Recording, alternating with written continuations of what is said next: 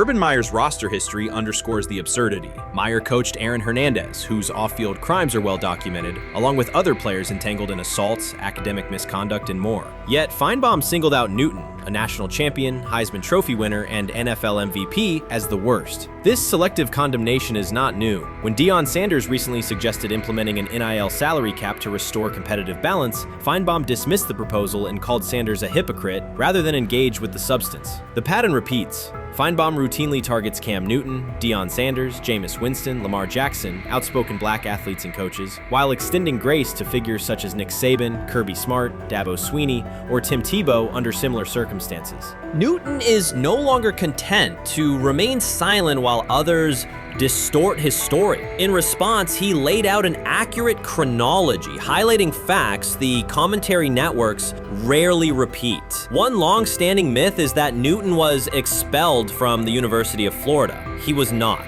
Tim Tebow held the starting job unchallenged, and Meyer had no intention of displacing his star. Like thousands of athletes each year, Newton transferred to find a place where he could play. The move was strategic, not disciplinary. He is, with 3-2-2-5-3-17 to transfer to and more back, Meyer was. Critics habitually resurrect the 2008 laptop incident to tarnish Newton's entire career. Newton has acknowledged the mistake, but its relevance is overstated. The incident did not prompt his transfer, nor did it derail his trajectory. After leaving Florida, Newton enrolled at Blinn College, a Texas JUCO powerhouse, and led the Buccaneers to a national championship while posting dominant statistics. That performance earned him the opportunity to transfer to Auburn. At Auburn, Newton produced one of the most extraordinary single seasons in collegiate history. More than 4,000 yards of total offense, 50 combined touchdowns, an SEC title, a national championship, and the Heisman Trophy. Achievement compressed into a single year under intense scrutiny. Even that landmark season is recast by Feinbaum as a cautionary tale.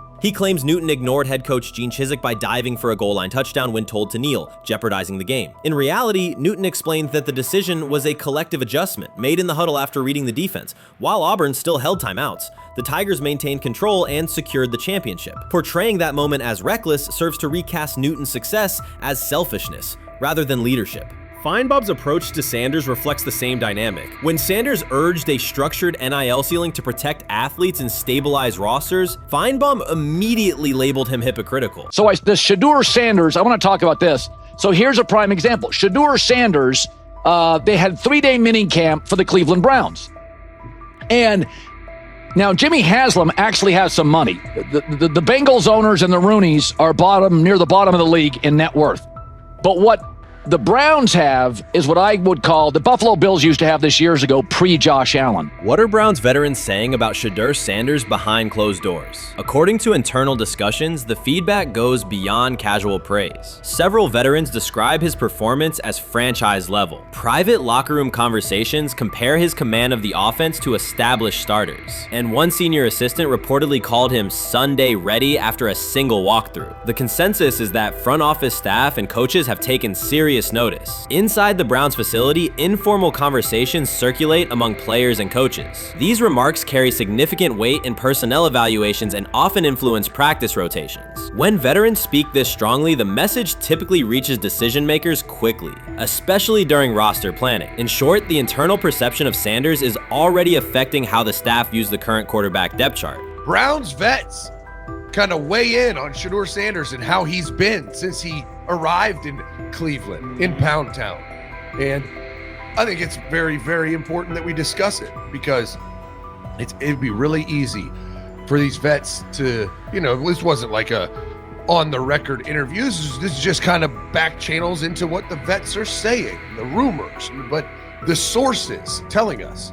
And we have a couple quotes, but Shedeur Sanders, Cleveland Browns, it seems like it's going well. And it's almost like you don't want to talk about it. At the center of the growing internal buzz is Shedeur Sanders, the rookie who entered Berea with late-round expectations but is being discussed privately as a potential long-term starter. This is not a routine camp tale about an extra arm taking practice snaps. Sanders has seasoned teammates, players with playoff mileage, quietly reassessing his ceiling. Observers who overlook these conversations risk missing one of Cleveland's most deliberate personnel moves in years. Sanders is not on the roster because of his surname. The Browns reviewed their quarterback depth, weighed costs, and chose a controlled, development-oriented option they believe can stabilize the position. His presence is already changing practice dynamics. Veterans notice his pocket awareness, adjust routes to his timing, and acknowledge that he processes coverage at an advanced level for a first-year player. Leadership patterns in the huddle feel different. Sanders delivers with precision and composure that challenge defenders to reevaluate their calls. The strategic upside is clear. A 4-year rookie contract offers cap flexibility while other franchises cycle through expensive stopgaps. Coaches and front office staff view Sanders as a calculated investment, not a publicity experiment. Outside chatter still focuses on Joe Flacco's age or Kenny Pickett's development. Inside the facility, however, veterans pause film sessions to dissect Sanders' ball placement and progression speed. Position coaches highlight clips where he works through reads decisively and delivers on time, traits rarely attributed to rookies. Sanders' confidence is measured rather than theatrical. He moves as though the NFL tempo is familiar, and that calm spreads across the roster. Experienced defenders are rechecking the depth chart and asking if the quarterback competition is tighter than publicly acknowledged. Great kid, and whether it's a following that he's earned, I mean, that's something that he's done a great job of interacting with fans, and but he is a great kid. You guys will get to know him more. He's working like crazy, just like all the guys. He's another young man. These rookies, you know, my office is downstairs. As they got to walk by my office as they come in. They come in early.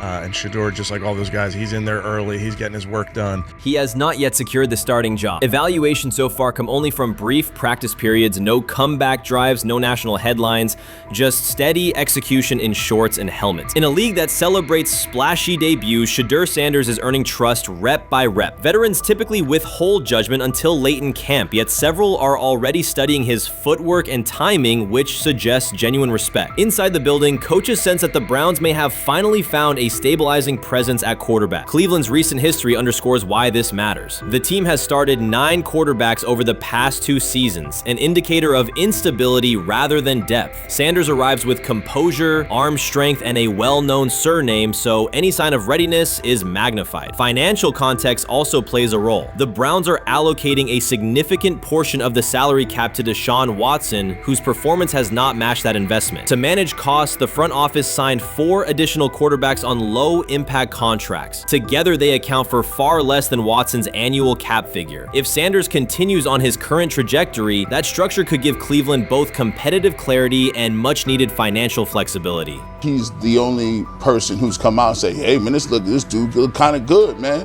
Let me tell you what I heard. A lot of people reaching out to players in the locker room and stuff. To me, I think this is it's a red herring. Like, I'm supposed to suspend myself to disbelief that he was going to look bad. I've never expected him to look bad to start with.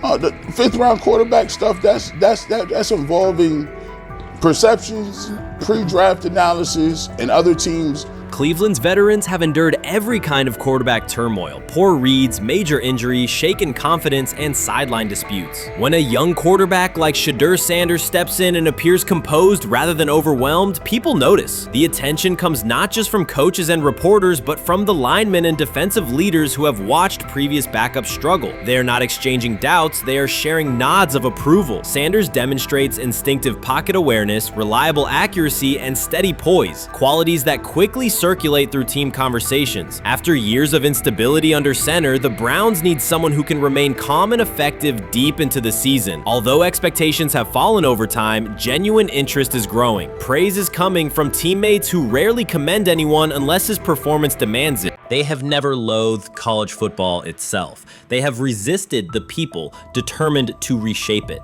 When Deion Sanders, black, direct, unapologetic, walks into a room of power brokers and speaks with authority instead of deference, critics recoil. During his playing days, they complained about celebrations and gold chains. Now that he is a head coach, mentor, and father, they label him something more polite, but just as dismissive: a problem. At Big 12 Media Days, Sanders addressed the accelerating chaos of the name, image, likeness market. He said college football needs a salary cap, not to hobble players, but to impose order on a system that showers unproven freshmen with seven-figure promises while the rest of a roster hunts for scraps. He called the situation unsustainable. Within hours, ESPN commentator Paul Feinbaum branded him a hypocrite, arguing that Sanders profited from NIL at Jackson State and now wants rules only because his most marketable athletes have moved on. The accusation spread quickly because it fit a comfortable storyline. Outspoken black coach gains from change, then protests when the advantage disappears. That framing ignores context. Sanders never criticized players earning money. At Jackson State, he urged corporate sponsors to partner with athletes who had been invisible to major brands for decades. What he wants now is stability, standardized guidelines, basic financial literacy, and roster balance that prevents locker rooms from fracturing over uneven payouts. When other coaches, Nick Saban, Dabo Swinney, Lane Kiffin, voiced similar concerns, they were praised for foresight. When Sanders spoke, the tone shifted to suspicion. The difference is not the message, it is the messenger. Feinbaum's response followed a familiar script. When black leaders question the structure of the sport, their motives are interrogated, their credibility attacked, and their competence doubted. He did not level the same charge at Jimbo Fisher when Fisher complained that NIL disturbed recruiting. He stayed silent when Kiffin lamented the transfer portal. But Sanders, who raised enrollment and television ratings at Jackson State, brought unprecedented attention to Colorado in one season and consistently mentors players beyond football, was called opportunistic. Feinbaum dismissed the cultural impact Sanders created, the exposure for historically black colleges, the draft pick developed, the infrastructure improved, reducing his work to a marketing stunt dependent on star sons Shedeur and Shiloh or two-way standout Travis Hunter. Sanders did not retaliate. He returned to practice, media obligations, and recruiting. His confidence is rooted in faith and in the responsibility he feels toward young athletes whose lives will extend decades beyond their highlight clips. When he asks for NIL boundaries, he is thinking about freshmen handed large sums without guidance, families unprepared for sudden wealth, and programs that abandon kids once production stalls. He has watched that cycle from the inside. He wants protections, not restrictions. Critics predicted Colorado would fade once Shedeur and Hunter leave. Instead, Sanders signed blue-chip quarterback G.J. Lewis and a wave of transfers eager to join a program that values personal growth as much as on-field wins. Recruits see a coach who challenges the status quo, who places black culture at the program's center without apology, and who will remain visible when social media buzz cools. They recognize that Sanders does not chase attention. Attention follows his results. Media outlets reduced the upcoming Buffaloes season to a win total prop. 6 victories, give or take. Sanders is playing a longer game. He wants to show young athletes, especially black athletes, that they can lead authentically, speak with conviction, and refuse to shrink for access. Success measured only by the scoreboard misses the point. If Sanders builds men who graduate with financial literacy, self-confidence, and community awareness, he will consider the mission successful, even if Colorado finishes with 5 wins instead of 10. None of that registers with commentators invested in an older hierarchy. For them, leadership should remain predictable, reserved posture, muted tone, minimal cultural expression. Sanders contradicts that image. The possibility that his methods could spread to other coaches, to other programs, threatens a model that has kept decision-making and revenue streams concentrated for generations. So the debate is not about hypocrisy or payroll ceilings. It is about control of the narrative and who is deemed qualified to write it. Sanders refuses to surrender that authority. He knows order is necessary. He also knows whose voices have been ignored whenever real reform is discussed. By speaking plainly, he forces television panels, athletic directors, and conference commissioners to confront issues they would rather defer: financial education, equitable resource distribution, and consistent national standards. Whether Colorado exceeds betting lines this fall will not change the trajectory Sanders has already set. He made Boulder relevant, energized recruiting beyond traditional power corridors, and broadened college football's cultural reach. That influence will persist long after social media debates cool. If his call for NIL structure eventually becomes policy, as the NCAA and Congress now contemplate, Feinbaum's soundbite will fade, while Sanders' imprint endures. In the end, accusations of hypocrisy say more about the accuser than the coach. Sanders has remained consistent: empower athletes, hold adults accountable, and inject stability before unchecked money corrodes the locker room. The people who stand to lose clout in that environment prefer the chaos they can manipulate. Sanders prefers a system that nurtures the players who make the sport worth watching. His advocacy is rooted in experience, not self-interest, and his critics will have to decide whether to engage with that reality or keep shouting from the sidelines.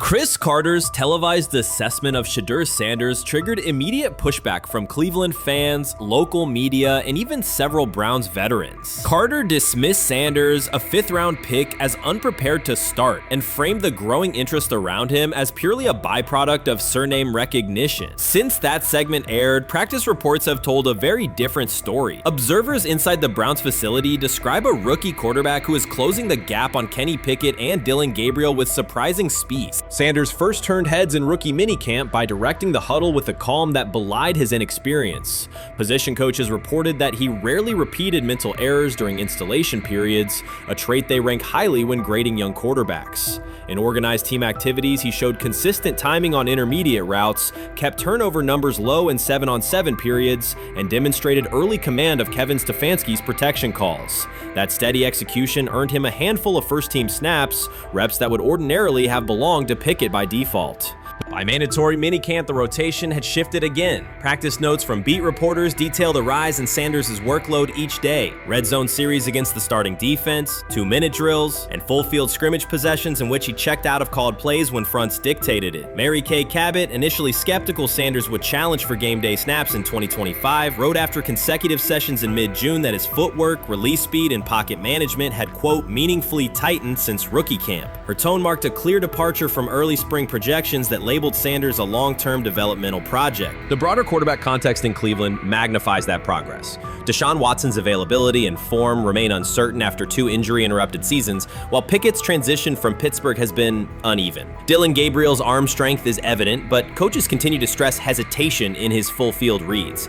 Against that backdrop, Sanders' quick decision-making and mechanical efficiency have begun to look less like a pleasant surprise and more like the roster's most reliable short-term plan. Inside the locker room, acceptance has followed performance. Wide receivers cite Sanders' ball placement on outbreaking routes, noting that the ball routinely arrives on the upfield shoulder, a small but essential detail that allows for yards after the catch. Offensive linemen appreciate his pocket awareness. Joel Bitonio remarked privately that Sanders slides up instead of bailing when edge pressure flashes. Defensive backs say his eye discipline forces them to hold coverage longer than they expected against a rookie. Such cross-positional respect develops only when day-to-day tape shows tangible improvement. The reaction to Carter's critique highlights a recurring double standard applied to young black quarterbacks. Traits celebrated as swagger or confidence in other players were labeled arrogance when associated with Sanders, yet the quarterback himself has not responded publicly. There have been no subtle social media jabs, no mention of critics in interviews, only repeated references to competing for every rep and learning from veterans. That measured approach, combined with hard evidence from practice, has softened earlier doubts among coaches who prioritize demeanor as much as arm talent.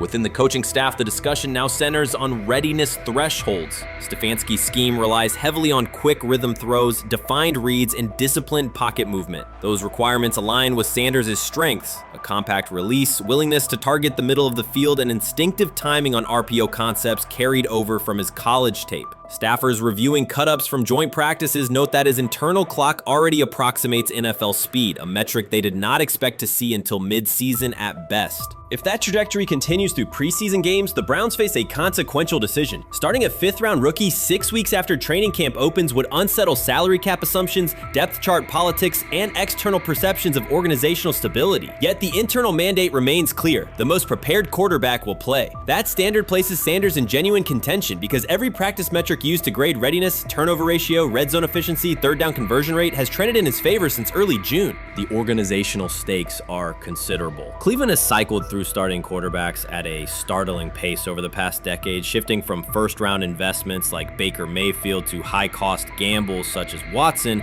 each move packaged as the long-awaited solution. A rookie chosen outside the first 100 picks ascending to the top of the depth chart would challenge long-held league assumptions about draft pedigree and opportunity. It would also validate the evaluation philosophy that prioritized Sanders' intangibles: processing speed, leadership presence, over conventional arm strength thresholds that pushed him down the draft board. Carter's televised remarks now sit awkwardly alongside daily updates from Berea. His critique relied on pre-draft labels and the presumption that a late-round passer with a famous father would need a redshirt year. Practice film contradicts that stance. Sanders checks protections at the line, manipulates safeties with shoulder fakes, and has reduced turnover-worthy throws and full-speed sessions to single digits. Statistics normally cited for veteran backups, not rookies. The longer that evidence accumulates, the more Carter's comments appear rooted in legacy bias rather than objective performance review. None of this guarantees Sanders will open the season on their center. Preseason defenses test quarterbacks in ways practice cannot. Defensive coordinators will disguise pressure and boundary rotation to force late decisions. Sanders must show he can adjust protections and exploit mismatches without the benefit of a controlled environment. Yet within the Browns facility, the conversation has shifted from if he will be ready to when. Quiet confidence from Amari Cooper and other veterans suggests they believe Sanders can steady an offense searching for consistency more than highlight reel heroics. Sanders' rise also affects long-term roster calculus. If he earns the job and performs competently, Cleveland gains starter-level production on a cost-controlled rookie contract, freeing cap space allocated to other positions. That scenario could reshape roster-building strategy in a division featuring Joe Burrow and Lamar Jackson, quarterbacks whose contracts consume significant percentages of team payroll. A capable, low-cost starter would allow the Browns to reinforce their offensive line and secondary while retaining core veterans, a competitive advantage few teams enjoy. For now, the focal point remains daily improvement. Sanders continues to arrive before sunrise, reviewing the previous day's install with the quarterback coach, then staying after practice to throw on-air routes with receivers low on the depth chart. Coaches track those habits closely because consistent routine underpins performance when adversity strikes in live games. Each incremental gain strengthens the argument that readiness depends on preparation and aptitude, not draft slot. Carter's segment reminded the league how quickly assessments can become outdated when they lean on perception over evidence. Sanders' steady climb up the depth chart underscores the counterpoint. In the NFL, tape is the final arbiter. Should Sanders translate practice efficiency to preseason success, the Browns may discover that the solution to their long-standing quarterback riddle arrived quietly in the 5th round, carrying little more than confidence and a willingness to work. That's exactly what he says. I'm told the footage of Shedeur Sanders meeting with the Giants is so bad that both the Browns and the Sanders family have threatened legal action if it is published. The New York Giants have released audio from their draft interview with Shedeur Sanders, and the disclosure has drawn intense public reaction. Fans want to know whether Sanders made critical remarks and why the Giants shared material that should have remained confidential. The situation revolves around an open microphone, contentious comments, and the broader implications of the leak. The New York Giants published a brief, edited segment from their interview with Shedeur Sanders and withheld the remaining footage. Observers are debating whether this was a strategic public relations decision or an attempt to discredit him. The team has offered no additional explanation, and many fans view the limited release as inadequate and potentially misleading. They are demanding full transparency and accusing the organization of orchestrating a negative narrative. While criticism of Sanders is vocal, his supporters are responding with equal intensity. There was another team that he sat down with. What do you mean it didn't go well after that? So, he was pissed that they did that to him. They did that to him. He counter-confronted the them. same thing they do to every other quarterback prospect. They did that to him. They slide in a mistake to see if you catch it. Right. And so because you're the quarterback. But he didn't take it as a correction. He took it as like he got pissed off. Yeah, and it's like so here's another one. So another one was, he throws a bad interception, and it was a deep throw early in the game, and he comes back and they go in the meeting, they show the interception. The Giants have released only a brief excerpt of the interview and are refusing to share the rest. Their decision has drawn criticism across TikTok, X, and Facebook, where many see it as a poorly handled public relations move. Fans are calling for the full recording to be published so the situation can be judged in its entirety. The GM is on film that the son, they asked the son last draft, yo, who you think I should pick? His son yo, you need to get the Jaden Daniels, big. This is what his son, it's on tape. You should go Jaden Daniels. He laughing at his son. And all right, cool, get Jaden Daniels. I don't even know how that tape got out. I wouldn't have let the get out. Shedeur Sanders appears unfazed by the situation. Although the Giants suggested he was more hype than substance, their handling of the interview has instead elevated his visibility. Analysts across major sports outlets are now discussing him more than before, keeping his name prominent in the news cycle. New York Giants, where these tapes at? You hear me? Because if Shedeur Sanders was so unprofessional. Y'all would have leaked the tapes for the whole world could see, right? Cause understand, it's a lot of he say, she say. But one thing I do know, as a young black man growing up in this world, being straightforward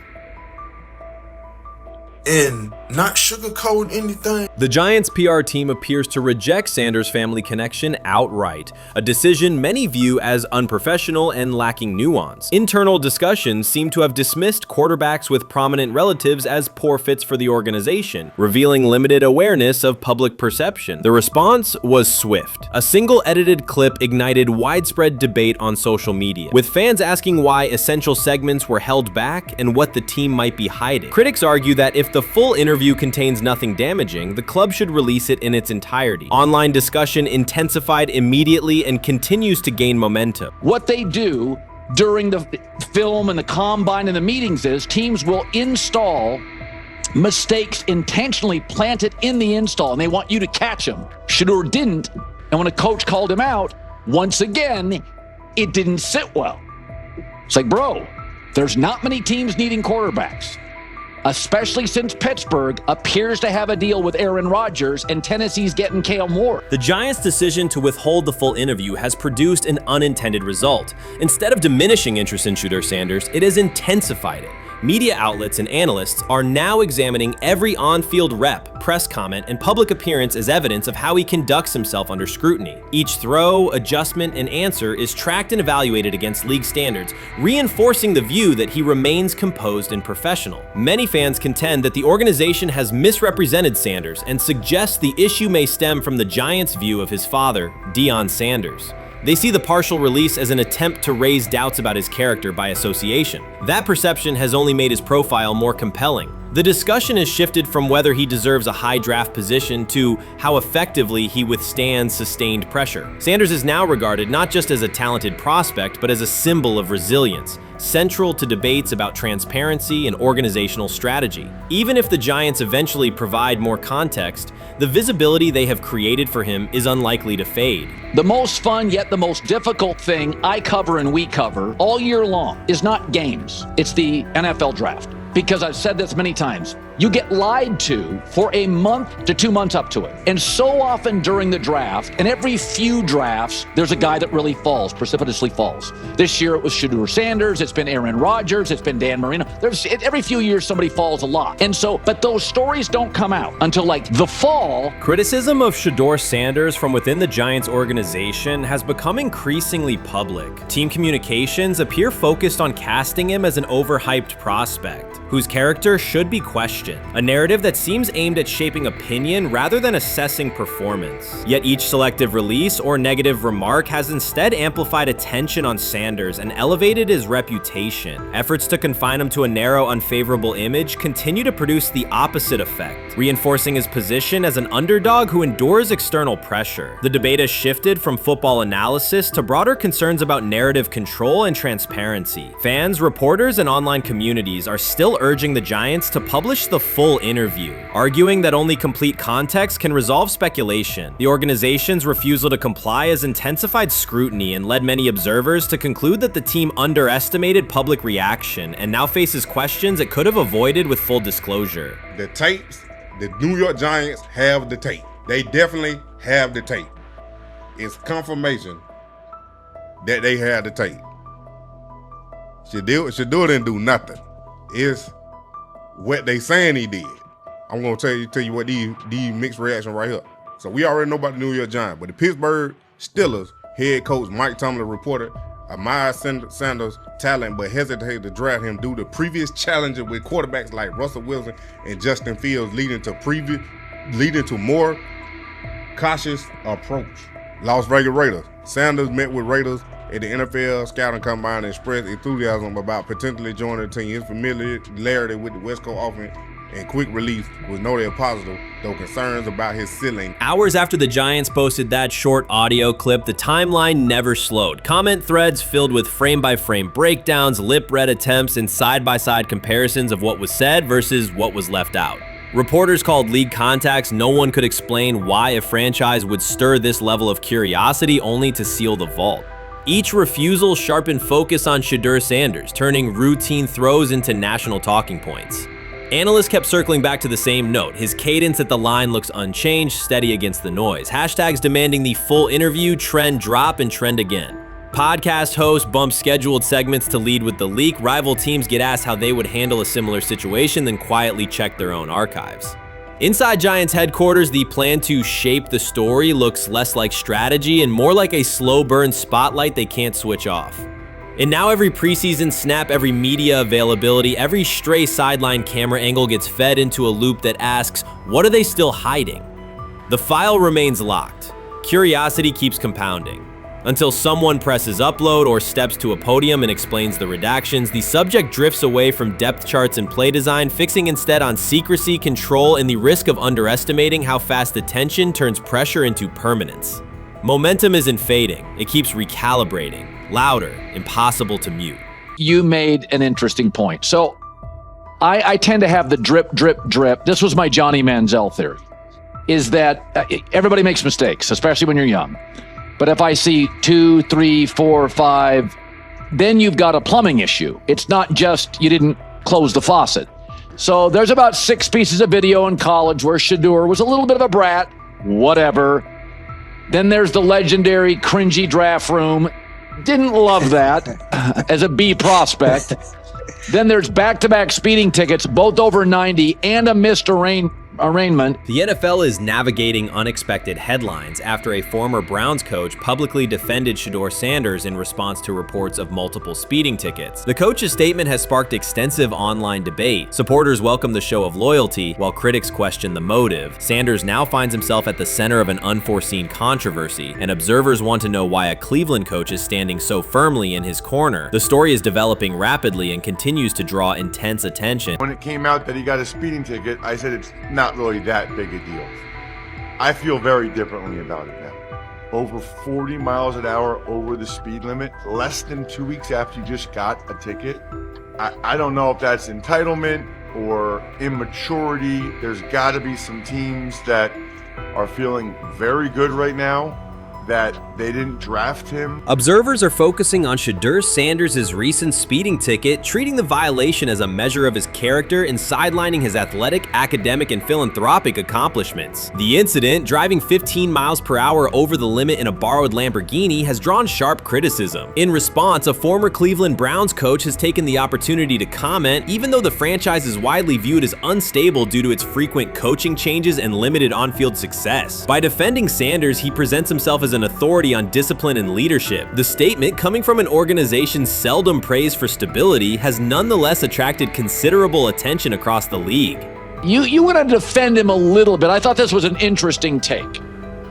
Yeah, I thought it was really interesting that you said you were out because of the speeding tickets. To me, that's such a minor thing. You were so high on him in terms of his completion percentage in OTAs, and I thought that was a little aggressive on your part. But with the speeding tickets, I got a speeding ticket the first night of the draft, my first year there.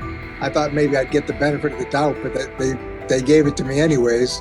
As soon as the former Browns coach defended Shedeur Sanders, social media erupted with commentary, resembling the volume of draft night coverage. Posts and opinions appeared within minutes, and criticism escalated rapidly. Detractors amplified Sanders' minor speeding violation, while supporters argued that such reactions were disproportionate to a single traffic citation. Shedeur Sanders received 2 speeding citations, and the minor traffic issue quickly drew national attention. Before considering the former Browns coach's response, it is useful to clarify the facts. Sanders, son of Pro Football Hall of Famer Deion Sanders and a current college quarterback, was twice ticketed for exceeding the limit while driving a high-performance vehicle. Commentary on social media escalated rapidly, with critics framing the incident as a significant character concern, even as the league has historically tolerated far more serious legal transgressions. Stepping into the debate, a former Cleveland Browns coach, best known for a tenure filled with losses and contested decisions, issued a strong public defense. He argued that 2 speeding tickets should not define Sanders' reputation or overshadow his on-field talent and community work, urging a balanced assessment of the player's actions. I don't love it from a 5th round draft pick. I don't love that it happened multiple times. but I do think that this is the first time he's been away from his dad, and there's going to be some growing pains. Now, would I sell my stock on it like you are? Not because of a couple speeding tickets, especially in light of the problems that Brown's quarterback room has had to deal with legally in the last few years. I mean, this is nothing. The debate quickly shifted from 2 speeding citations to broader claims about integrity, growth, and leadership. The former Browns coach framed the infractions as moments for personal development and urged observers to view them in context. Critics responded forcefully. Some called for disciplinary action, others questioned Deion Sanders' parenting, and a few sought to discredit the coach himself, despite his professional record already being widely analyzed across the league. The reaction underscores an apparent inconsistency in public standards. Fans often overlook on-field confrontations, heated sideline arguments, and other significant controversies, yet they treated Sanders' routine traffic offenses, speeding without evidence of reckless endangerment, as indicators of serious character flaws. If such minor violations were adopted as the primary measure of morality in professional football, many players would face similar criticism. Sports media amplified the story almost immediately. Television panels dissected Shedeur Sanders' decision-making, treating 2 speeding tickets as indicators of deeper character concerns. Networks aired detailed segments under banners such as red flags and road rage, repeatedly questioning whether the citations might affect his draft evaluation. Although Sanders is already regarded as a first-round prospect, analysts emphasize that NFL teams value discipline and legal awareness when forming final assessments. Many commentators overlook the fact that other high-profile players have faced more serious offenses without similar scrutiny. Throughout the coverage, the former Browns coach defended Sanders, portraying him as a talented quarterback subjected to disproportionate criticism in a culture that expects near-perfect conduct. His argument was thorough and methodical, asserting that the traffic violation should not overshadow Sanders' skills, work ethic, or future potential. Commentators point out that the coach's intervention was not entirely selfless. He recognized the publicity potential. One day he was an overlooked figure from a struggling Browns era, the next he was a trending name across sports media. The discussion quickly expanded beyond Sanders' speeding citations to questions of image management and narrative control. Critics demanded disciplinary measures, public apologies, team sanctions, and formal statements, yet their objections seemed directed less at the traffic infractions themselves and more at Sanders' high profile, confidence, and resistance to traditional expectations. In practical terms, Sanders' brand remains intact. The coach secures renewed relevance, and the episode supplies another headline in the ongoing story of modern football. The next time Sanders is seen in a high-performance car, the debate will likely reignite, focused not on speed limits, but on the broader culture of the league. Meanwhile, new voices continue to join the conversation. Broadcaster Colin Cowherd has already weighed in, offering his own reassessment of the incident and its broader implications. Breaking news, Shedeur Sanders last night was pulled over going 100 miles per hour. All right, he clocked 101, 41 miles an hour over the speed limit in Cleveland. He will have the opportunity to fight the ticket in court. Now, I'm not exactly sure where he was pulled over, whether or not that it was in Ohio or whether or not that it was in his home state. But typically when you're going 40 over, that's flirting with the line of reckless driving.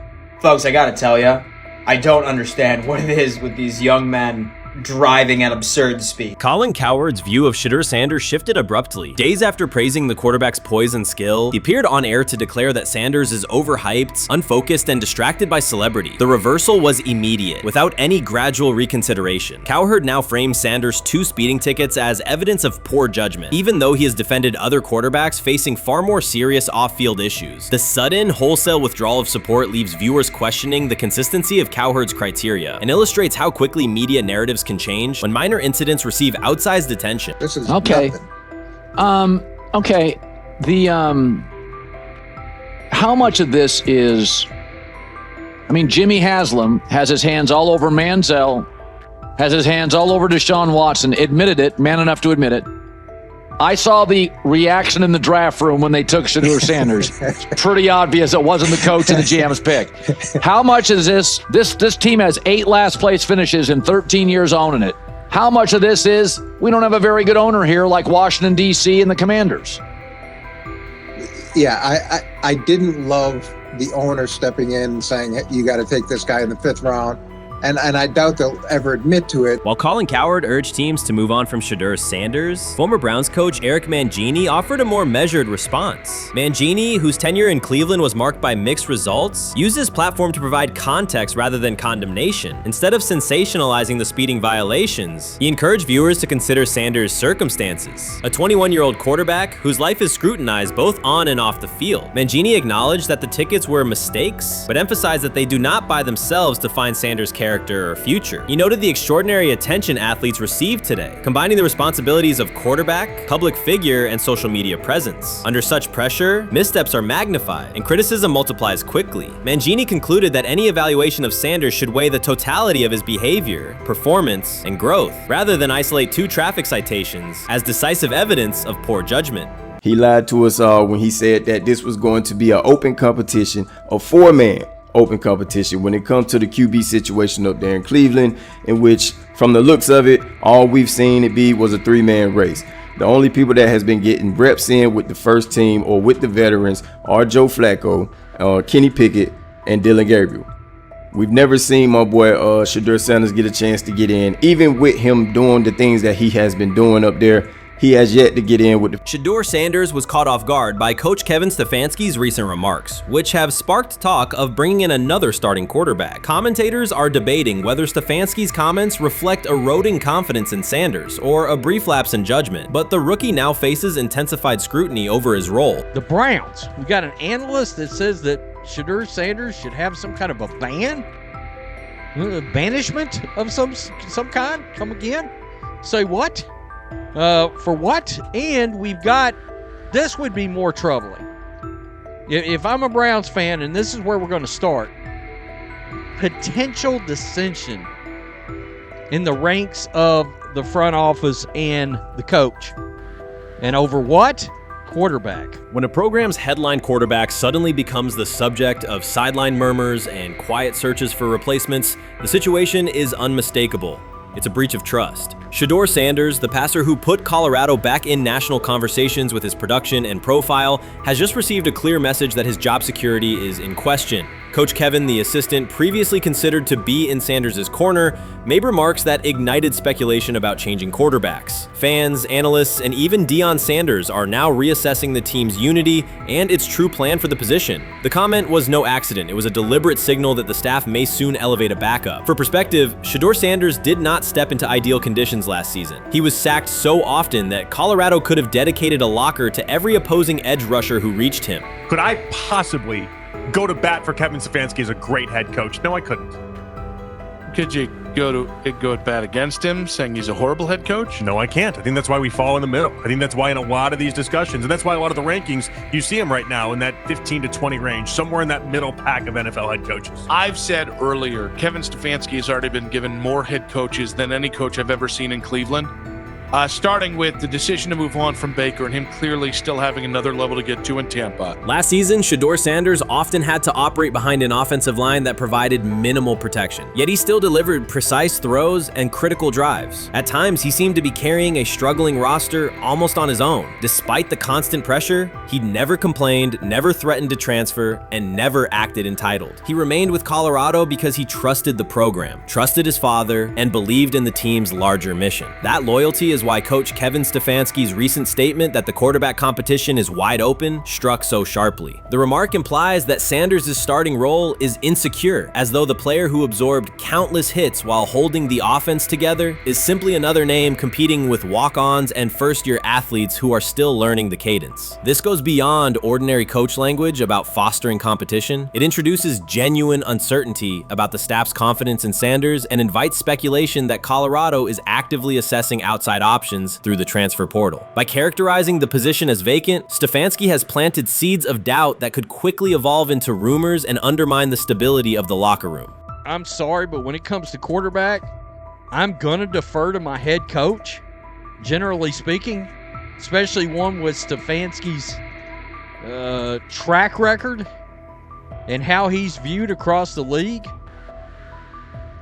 So this is interesting because it tells you Kevin Stefanski's not a Shedeur Sanders guy. And it also tells us who made these picks. Exactly. The Cleveland Browns made a rather awkward decision in the NFL draft, opting to take quarterback Dylan Gabriel in the 3rd round, well before he was expected to fly off the board. Then 2 rounds later, the Browns took fellow quarterback Shedeur Sanders. So what exactly is going on? Discussion has begun about whether Colorado is actively evaluating another quarterback and preparing for life after Shedeur Sanders. Analysts are debating whether Coach Kevin's move is calculated strategy or a misstep that jeopardizes team stability. Sanders remains a top NFL prospect, Deion Sanders' son, and the program's public face. His highlights dominate social media and his jerseys outsell the team's victories. Yet he is once again being asked to reaffirm his position. The issue is more than routine roster management. It intersects with the family dynamics that shape the program. By portraying the quarterback job as open, Coach Kevin signals to both Shedeur and Deion that the staff is willing to move on despite Sanders' stature. For Shedeur, sitting through film sessions while hearing talk of potential replacements adds an unwelcome layer of uncertainty to an otherwise proven resume. The decision may reflect a desire for a quarterback with a different profile, perhaps someone more mobile and system-oriented, rather than a dismissal of Sanders' accomplishments. Many observers declared Deion Sanders was finished. They argued that his public style attracted unnecessary attention, that his health had deteriorated too far, and that his coaching career was approaching an abrupt conclusion. They misread his resolve. When speculation intensified, Sanders did not schedule a press conference or issue a formal statement. Instead, he released a short video recorded at his Texas home, walking alongside recording artist Lil Wayne. The footage established 2 facts. Although Sanders still walks with a limp, he remains active, and he intends to return to the sideline. Reports from USA Today and ESPN confirm that Sanders had temporarily left Colorado to recover from a significant, undisclosed medical condition. He lost 14 pounds and missed several summer practices, leading to widespread debate about his future. Unofficial sources suggested complications related to previous blood clot issues, but no official diagnosis was provided. Throughout Sanders' absence, numerous media outlets framed his situation in crisis language, frequently questioning whether he would coach again. By comparison, when coaches such as Lincoln Riley paused their duties for health or family reasons, coverage emphasized understanding and patience, an imbalance that reflects a common difference in how high-profile black coaches are treated. Sanders' silence was not a retreat, it was a period of recovery. During rehabilitation, he relied on family, faith, and trusted colleagues, yet stayed connected to his program through brief online updates. The video with Lil Wayne demonstrated that he retained strong support from influential friends, countering narratives that portrayed him as isolated or on the verge of retirement. The visual evidence showed that his setback is temporary, and that he remains determined to lead Colorado into the forthcoming season. Since accepting the Colorado position, Sanders has dramatically elevated the program's national standing. He first drew national attention to Jackson State and the broader HBCU football landscape, then moved to Boulder and transformed a one-win team into a central storyline in college athletics. His approach, combining hip-hop culture, direct communication, and open expressions of faith, has challenged conventional expectations for head coach behavior. Each step forward has been met with heightened scrutiny. His time at Jackson State was labeled a publicity stunt, his departure for Colorado was framed as abandoning HBCU culture, and his social media presence has been cast as distraction from traditional coaching responsibility. Critics often magnify Sanders' missteps and question his motives, while comparable actions by other coaches receive neutral or sympathetic coverage. Showings of enthusiasm from Brett Favre and disciplinary intensity from Nick Saban are celebrated as competitive passion, yet Sanders' displays of confidence are frequently labeled arrogance. The discrepancy illustrates deeper biases rather than differences in performance. Sanders' success challenges entrenched expectations of how a college football leader should look, speak, and act, especially a black coach who refuses to downplay his identity. During his convalescence, Sanders maintained close communication with his staff and athletes, reinforcing the standards he had established: discipline, accountability, and belief. The program's daily messaging continued to emphasize preparation and resilience, signaling that Sanders' influence persists even when he is away from campus. Athletes echoed his mantras during workouts, confirming that his leadership extends beyond physical presence. Sanders acknowledges the seriousness of his medical challenge, but has refused to let it define him. He has publicly discussed leaning on scripture and prayer, explaining that his purpose as a mentor, father, and coach extends beyond personal adversity. In that context, the video of him walking in the Texas sun was less a strategic media effort than a straightforward demonstration of continued commitment to his team and mission. Colorado still requires Sanders' vision. Prior to his arrival, attendance was low, national media attention was minimal, and recruiting momentum had stalled. Sanders' leadership brought renewed energy, authentic identity, and higher standards of accountability. Players who previously lacked representation in college football leadership found a coach who shares, affirms, and elevates their cultural background. Sanders supplements conventional coaching priorities, scheme, fundamentals, and execution with empowerment initiatives that cultivate self-confidence and authenticity. As preseason camp approaches, Sanders intends to resume full involvement, even if medical recovery remains ongoing. His presence is expected to restore on-site leadership, stabilize the locker room, and direct media coverage toward on-field progress. For Sanders, the objective extends beyond compiling wins and includes completing a cultural transformation that expands how success and leadership are defined in modern college football. Those who predict his decline overlook the underlying traits, faith, perseverance, and purpose that have supported Sanders throughout his career. Doubts, rumors, and disproportionate scrutiny have followed him from playing days into coaching, and he has consistently responded with results. His current health setback is another obstacle, not a conclusion. The broader initiative he leads, centered on authenticity, opportunity, and high standards, continues. When Sanders returns to the sideline, it will mark the next stage of a movement he has guided from Jackson State to Boulder. The recent period of quiet has been strategic rather than passive. Instead of defending himself in daily briefings, Sanders focused on rehabilitation, remote program oversight, and family support. Each brief social media message reinforced a consistent theme: faith and preparation. He has articulated gratitude for medical professionals and has reiterated that his mission at Colorado is unfinished. His public references to scripture have been direct but measured, aligning with his long-standing practice of integrating faith into leadership. By walking through his ranch with Lil Wayne, Sanders signaled continuity. The clip underscored that influential supporters remain engaged, that Sanders' broader network values his vision, and that he remains capable of navigating physical challenges. The visible limp was not evidence of imminent retirement. Rather, it documented the reality of ongoing recovery and the resilience with which he approaches each obstacle. Colorado's athletic administration and football staff continue to affirm Sanders' program direction. Recruitment communications cite his established record in fostering cultural relevance and national exposure. Prospective athletes respond to a coach who presents a transparent path to development, both on and off the field. Current players refer to Sanders' coaching points with clarity, citing specific drills and expectations that remain unchanged during his absence. These indicators demonstrate that the core structures Sanders implemented are functioning, and that his return will be an amplification, not a restart. Criticism regarding Sanders' public persona often conflates media style with coaching substance. Analysis from opponents suggests that social media engagement dilutes football preparation, yet Sanders' staffs emphasize time management and delegation. Defensive and offensive coordinators handle in-game adjustments, while Sanders directs overall culture, recruitment, and leadership. He has articulated that visibility serves to amplify program accomplishments and enhance player opportunities, not replace strategic football planning.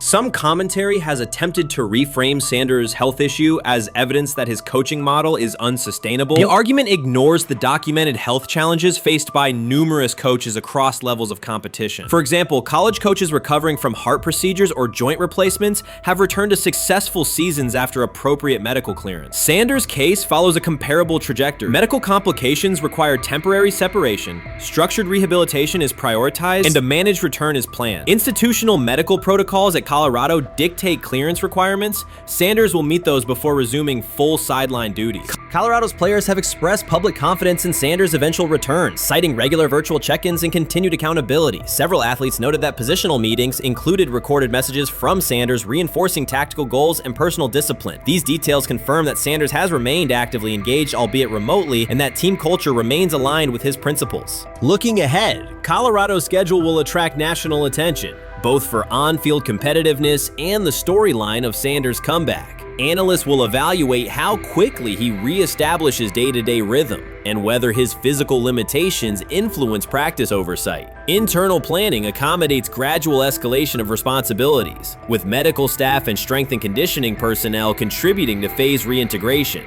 The broader significance of Sanders' return extends beyond Colorado. His visibility continues to challenge prevailing narratives about leadership styles and pathways in college athletics. By prioritizing authenticity, open articulation of faith, and cultural expression, Sanders offers a contrasting template to more conventional models. His eventual recovery and sideline presence will reinforce the argument that diverse leadership profiles can succeed in elite collegiate competition. In summary, rumors of Deion Sanders' coaching demise were premature. Verified reports confirm a substantial but temporary medical setback. He used the time away to focus on health, sustain program engagement, and rely on a support system anchored in family, friends, and faith. His recent public appearance demonstrated active recovery and reaffirmed his intention to resume leadership in Boulder. The forthcoming season will test Colorado on the field, but it will also underscore the durability of Sanders' vision, one that combines competitive ambition with cultural resonance. Observers who continue to question his longevity overlook the resilience and purpose that have defined his career. Sanders' return is imminent, and the movement he leads remains intact. Shedeur is lighting it up in practice every day. You're not even a half bit curious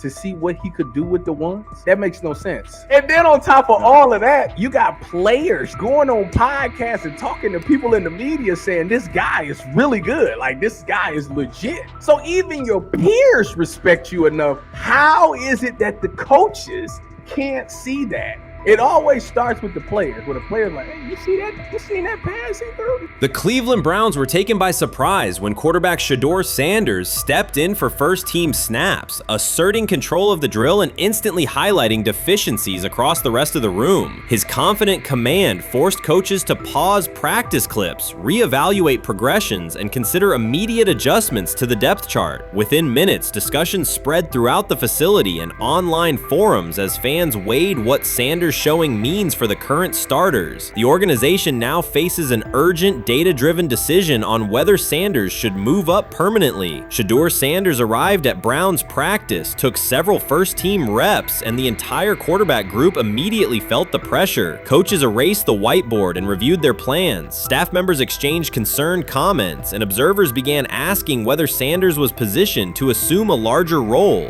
Tony, every year we see at least 1 to 2 teams. They were in last place in their division the year before. No one thought they'd be good, and then they were good. It almost seems like no one's even assuming the Browns can be that, but we see it happen every year. And I get the quarterback stuff, but like, correct me if I'm wrong, Tony. The Browns are trying to run the football, play good defense, not turn the ball over in the passing game, and try and take advantage when they can, correct? That's what they're trying to do.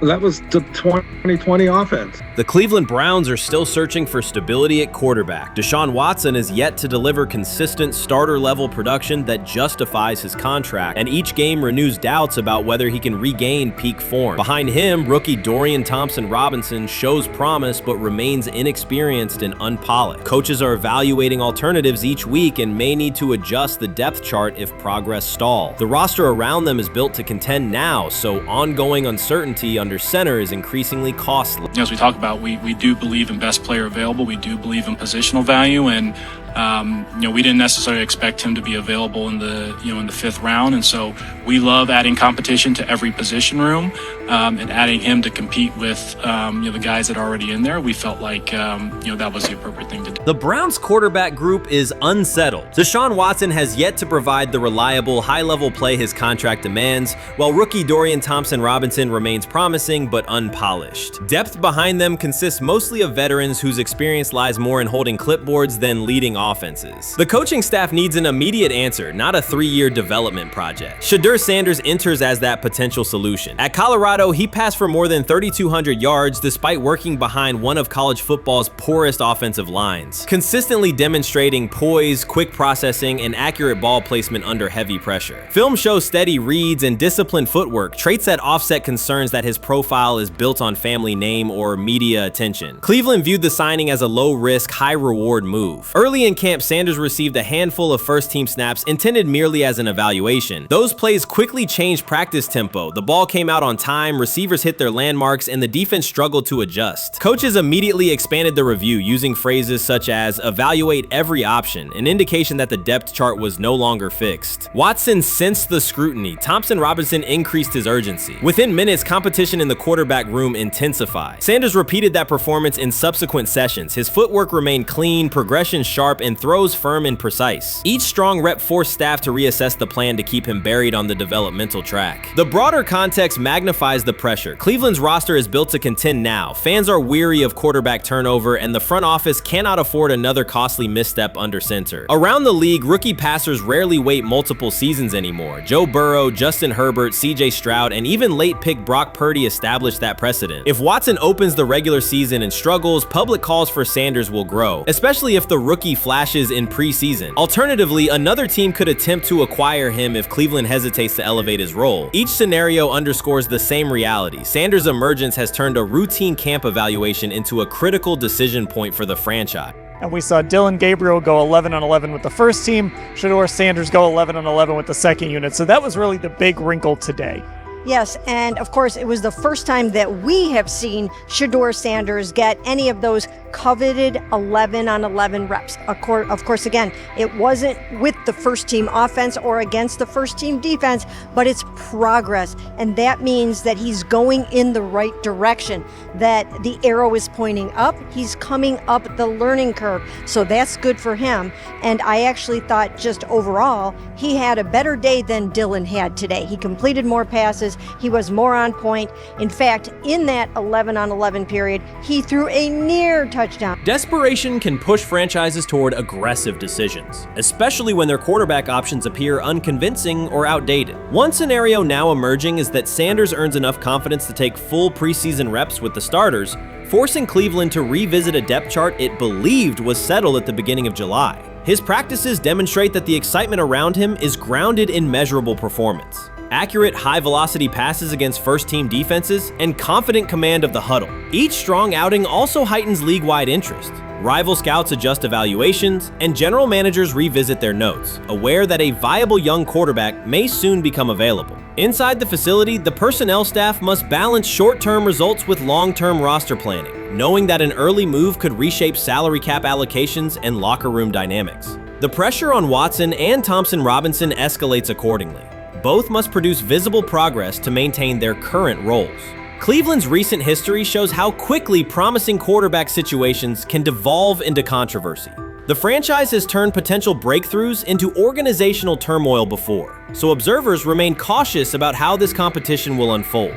Sometime last week, and then, and I just tweeted that out again this morning, and then today, the Joe Flacco one got posted. So running through this, and then of course we'll still have Dylan will be next, and then Shedeur will come last. As training camp nears, Mary Kay Cabot is providing straightforward analysis of the Cleveland Browns quarterback competition. The starter has not been named, but she has moved away from her earlier skepticism of Shedeur Sanders and now acknowledges his talent and potential. Cabot explained that if Joe Flacco is chosen to start week 1, it will mean he is the most prepared to play immediately. This approach would also give younger quarterbacks such as Kenny Pickett time to adjust, refine their skills, and maximize their potential while Flacco handles the early workload. She added that a Flacco start would not prevent Sanders from earning the position later in the season. The depth chart remains flexible, and Sanders' continued development could put him in line for an opportunity as circumstances evolve. Cabot also noted that Pickett could win the job for week 1, but he must demonstrate he can integrate smoothly with the offense and perform reliably under pressure. The Browns want a leader who can control the huddle, execute plays efficiently, and maintain composure. Pickett's performances in upcoming practices and preseason games will be critical in determining whether he secures the starting role or Sanders ultimately takes the reins as the season progresses. Things like that. It doesn't mean that that Kenny can't swoop in there and steal that job by them, but he's really going to have to show that he has a complete mastery of this scheme and this system, and that they don't have to dial it back a lot to put him in there. So these will be some considerations, and I do think that that as the preseason goes along, it will become evident. Mary Kay Cabot recently stated that Shedeur Sanders is ready and the Cleveland Browns are monitoring him closely. After a strong showing during organized team activities and minicamp, Sanders has made notable strides in his development. With continued progress, he is expected to return to the field prepared to contribute meaningfully. The Browns coaching staff is tracking his growth and anticipation about his long-term role is increasing. Cabot added that if Sanders maintains this trajectory and continues to demonstrate poise within the team, he will have a legitimate chance to earn the starting quarterback job. Each practice rep strengthens his case, reinforcing the possibility that his development could benefit both the player and the organization. As Sanders impresses, discussion about his future in Cleveland becomes more compelling. Cabot also emphasized Sanders' advanced understanding of the offense. She noted that his football IQ appears in every drill and that he seems ready to execute the Browns system at full speed. His ability to process defenses quickly and make decisive reads distinguishes him from his peers. With the appropriate opportunity, Cabot believes Sanders could become a genuine difference maker for the Browns. One area Cabot highlighted is Sanders' command of pre-snap adjustments. His capacity to diagnose defensive fronts and communicate changes gives him an edge and reflects high football intelligence. If he translates those reads into consistent connections with his playmakers, he could elevate the Browns' offense significantly. By comparison, Cabot said quarterback Dillon Gabriel is still refining his grasp of complex terminology and play calling. While Gabriel possesses upside, Sanders' comfort with intricate concepts and his ability to manage tight pockets under pressure give him a clear advantage at this stage. Gabriel must sharpen those elements to compete at Sanders' level. Cabot previously reported that Sanders had already earned first-team practice snaps ahead of Gabriel. Her latest update confirms that Sanders is now approved as the Browns' starting quarterback, solidifying the organization's commitment to him as QB1. Expectations are high, and his response to the challenge will be closely watched throughout training camp and preseason. Cabot further noted that head coach Kevin Stefanski authorized Sanders to take expanded first-team reps beginning next month. This milestone underscores Sanders' readiness and the coaching staff's confidence in his progress. As the regular season approaches, Sanders aims to cement his status as the starter, and the competition for that position is intensified. Though Sanders leads the race, Kenny Pickett remains in contention. Cabot stressed that Pickett must prove he can integrate seamlessly with the offense and perform consistently under pressure. His performance over the next several weeks will determine whether he can challenge Sanders for the starting role.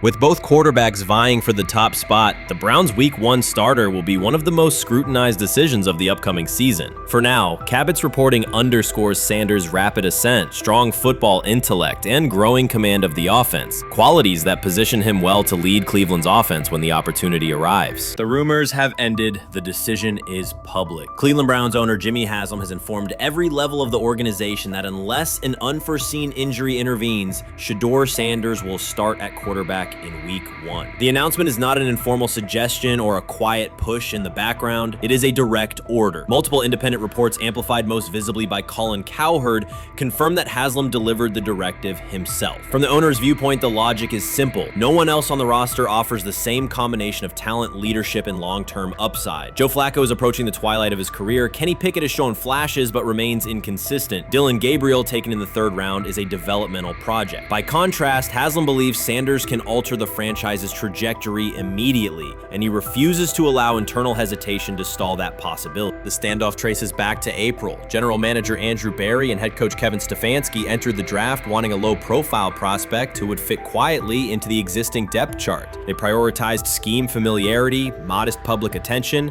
and a clear developmental timeline. When the board lined up, they reached for Gabriel in round 3, reasoning that an early investment would justify keeping a rookie on ice behind the veterans. But Sanders continued to slide, first through day 2, then deep into round 5. Haslam watched the names come off the board, convinced the league's bias against Deion Sanders' outspoken son was obscuring legitimate first-round talent. When Cleveland's 5th-round pick arrived and Sanders was still available, Haslam intervened. He did more than approve the choice, he overrode the original plan, making it clear that the organization would select Sanders and give him every chance to compete. From that moment on, the Browns' internal narrative splintered into 2 camps, those ready to accelerate around their owner's vision and those still trying to protect their original approach. Once rookie minicamp began, Sanders erased much of the speculation. He commanded huddles, processed coverages quickly, and delivered throws with anticipation that belied his draft slot. Teammates noted his willingness to accept blame for missed timing, then correct the error without dramatics. While Flacco and Pickett split most first-team reps, Sanders treated limited opportunities as full-speed auditions. During organized team activities, he identified blitz looks, redirected protections, and consistently found his second read when the primary route was covered. More than one defensive veteran told local reporters that Sanders looks like the best arm in the building. That assessment forced Barry and Stefanski to reevaluate their timetable.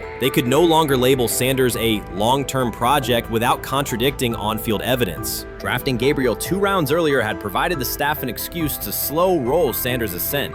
Coaches could point to investment cost, meeting room familiarity, and installation comfort to justify Gabriel's snap share.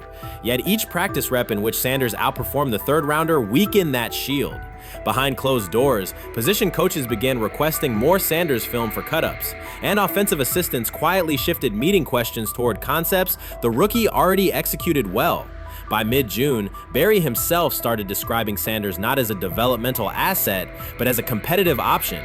Those subtle linguistic changes signal the front office's recognition that the narrative had moved beyond their control. Haslam's history with quarterbacks is well documented. His pushes for Johnny Manziel, Baker Mayfield, and Deshaun Watson were high-visibility swings, each driven in part by a desire to generate excitement as well as wins. Critics highlight those choices to question his evaluation track record, yet Haslam perceives Sanders differently. Where Manziel carried off-field concerns, Sanders brings a reputation for professionalism. Where Mayfield's leadership style divided veterans, Sanders' approach has united receivers and linemen. Where Watson's trade involved unprecedented controversy, Sanders arrived at minimal draft cost. Haslam sees a rare chance to capture star potential without mortgaging the future, and he is unwilling to cede that upside to cautious pacing. Cleveland's supporters, weary of revolving door quarterbacks, have rallied around Sanders with unexpected speed. Sales of customized Sanders number 2 jerseys surged within days of rookie minicamp. Training camp ticket requests spiked once local media circulated videos of Sanders making NFL-caliber anticipation throws during 7-on-7 periods. The mood in Northeast Ohio has changed from tentative hope to active belief. Longtime season ticket holders who once shrugged at preseason storylines now debate Sanders' footwork at neighborhood barbecues. Social media engagement for Brown's content has climbed, driven by highlight compilations of the rookie threading seam passes between linebackers and safeties. All of this places Kevin Stefanski in a fragile position. If he opens week 1 with a veteran starter and the offense sputters, criticism will be swift. Each stalled drive will be interpreted as evidence that he ignored the owner's edict and the fan base's intuition. Conversely, if he names Sanders the starter solely under pressure, any early struggles could be framed as proof that Sanders was rushed, further exposing Stefanski to blame. The only sustainable solution is conviction. Either stand behind a veteran with clear strategic reasoning or embrace Sanders fully and structure the offense around his strengths. Splitting the difference, rotating series, delaying first-team reps, or using vague competition language will satisfy no one and likely jeopardize locker room clarity. Sanders' personal approach has reinforced Haslam's confidence. Instead of taking post-draft downtime, he traveled to Texas to train in full Browns gear at facilities near his father's home. The leaked clip of Sanders executing footwork drills in helmet and pads wasn't a marketing ploy. It was a glimpse into a quarterback visualizing Week 1 live. Team personnel who viewed the footage recognized purposeful rehearsal, cadence calls, pocket movement against simulated pressure, and follow-through adjustments based on imagined rush lanes. Observers asked why a rookie would conduct such intense solo sessions in May. The answer is straightforward. Sanders does not view himself as a developmental pick. He considers himself the starting quarterback of the Cleveland Browns and prepares accordingly.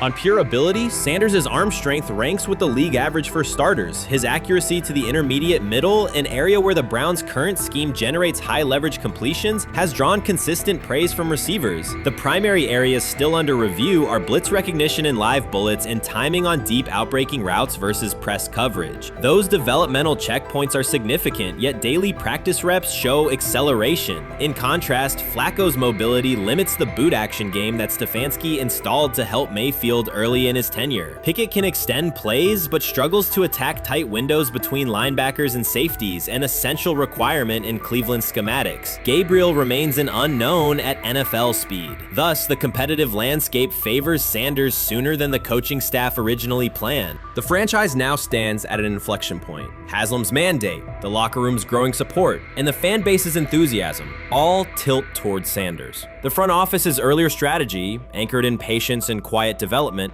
is increasingly untenable. Barry's shift in messaging indicates grudging alignment, but final authority over the depth chart rests with the coaching staff, unless ownership directly intervenes on game day decisions. A move rare, but not unprecedented in the NFL. Should Stefanski align with the owner and name Sanders the starter before preseason concludes, he can claim proactive vision and tailor the offense through training camp. Should he resist and open with a veteran who falters, he risks rapid loss of credibility and possibly his position. Either path carries pressure, but only one aligns with the momentum sweeping through the building.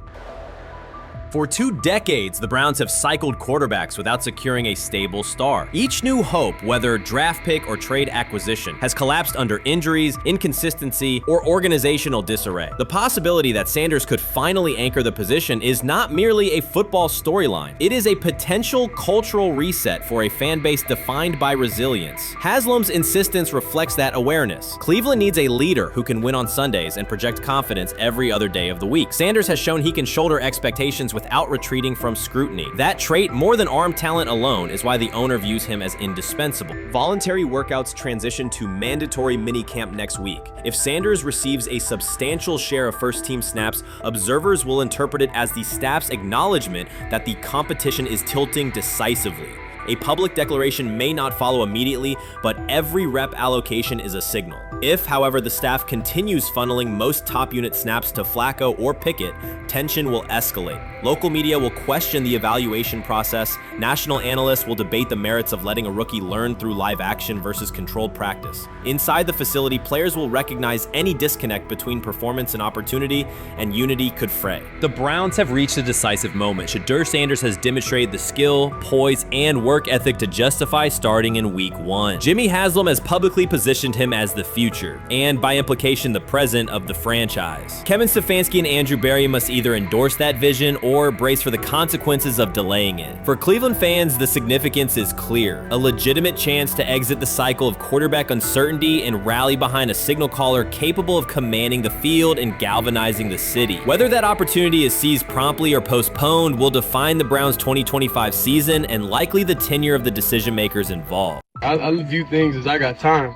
I got time to be able to grow and mature, and be able to understand the ins and outs of the defenses and be able to get the good insight from the vets in the room. So I look at it as, a plus. And whenever, it's time for me to play. Shedeur Sanders rolled into Browns camp and instantly made the whole practice feel like a recess pickup game. NFL vets suddenly looked like they'd forgotten the playbook and were just trying to keep up. With that being said, I see some balls coming out of Shedeur Sanders at that camp, and I'm like, kind of looks like a guy. Yeah, I'm ready. He can sling it. Ready to. I see him, some of the veterans, how they talk to him, mic'd up, see what he's doing in the community. Yep. Talking about Njoku there? Njoku, Mike Knapp. Yeah, once you see, different little interactions and things like that, I know he has the talent. We'll see. It'll be a competition that usually brings the best out of guys, especially young guys. So I'm interested to see how that quarterback situation. Right after Shedeur Sanders tightened his cleats and the Browns settled in for what they figured was a routine camp day, the whole vibe tilted sideways. No blazing comet, no UFO touching down at midfield, just a swagger-charged quarterback striding in like he'd crashed the wrong league and thought, yeah, I'll stick around and run this show. The Browns had no clue what storm was rolling in. You'd expect an NFL team to do a quick scout, maybe pull up a highlight reel or two, but nope. They greeted Shedeur with a shrug, only to watch him seize the field on snap 1 and run the whole operation like a seasoned pro. First and foremost, he's been the best quarterback in camp. Now look, Joe Flacco ain't had many opportunities. There was a whole day I saw he didn't throw the ball at all. Here's my theory on the situation. They already know who's starting in the number 2 is. They already know. Joe Flacco and Shedeur Sanders is already locked up. You're missing the boat, people. You're missing the boat. Your boy, Kenny Pickett and Dylan Gabriel, they're fighting. Shedeur didn't merely clock in, he hijacked the session. One moment he's loosening his arm, the next he's roasting veteran QBs like faded names on busted draft boards. Defensive coordinators everywhere had the same gut punch reaction.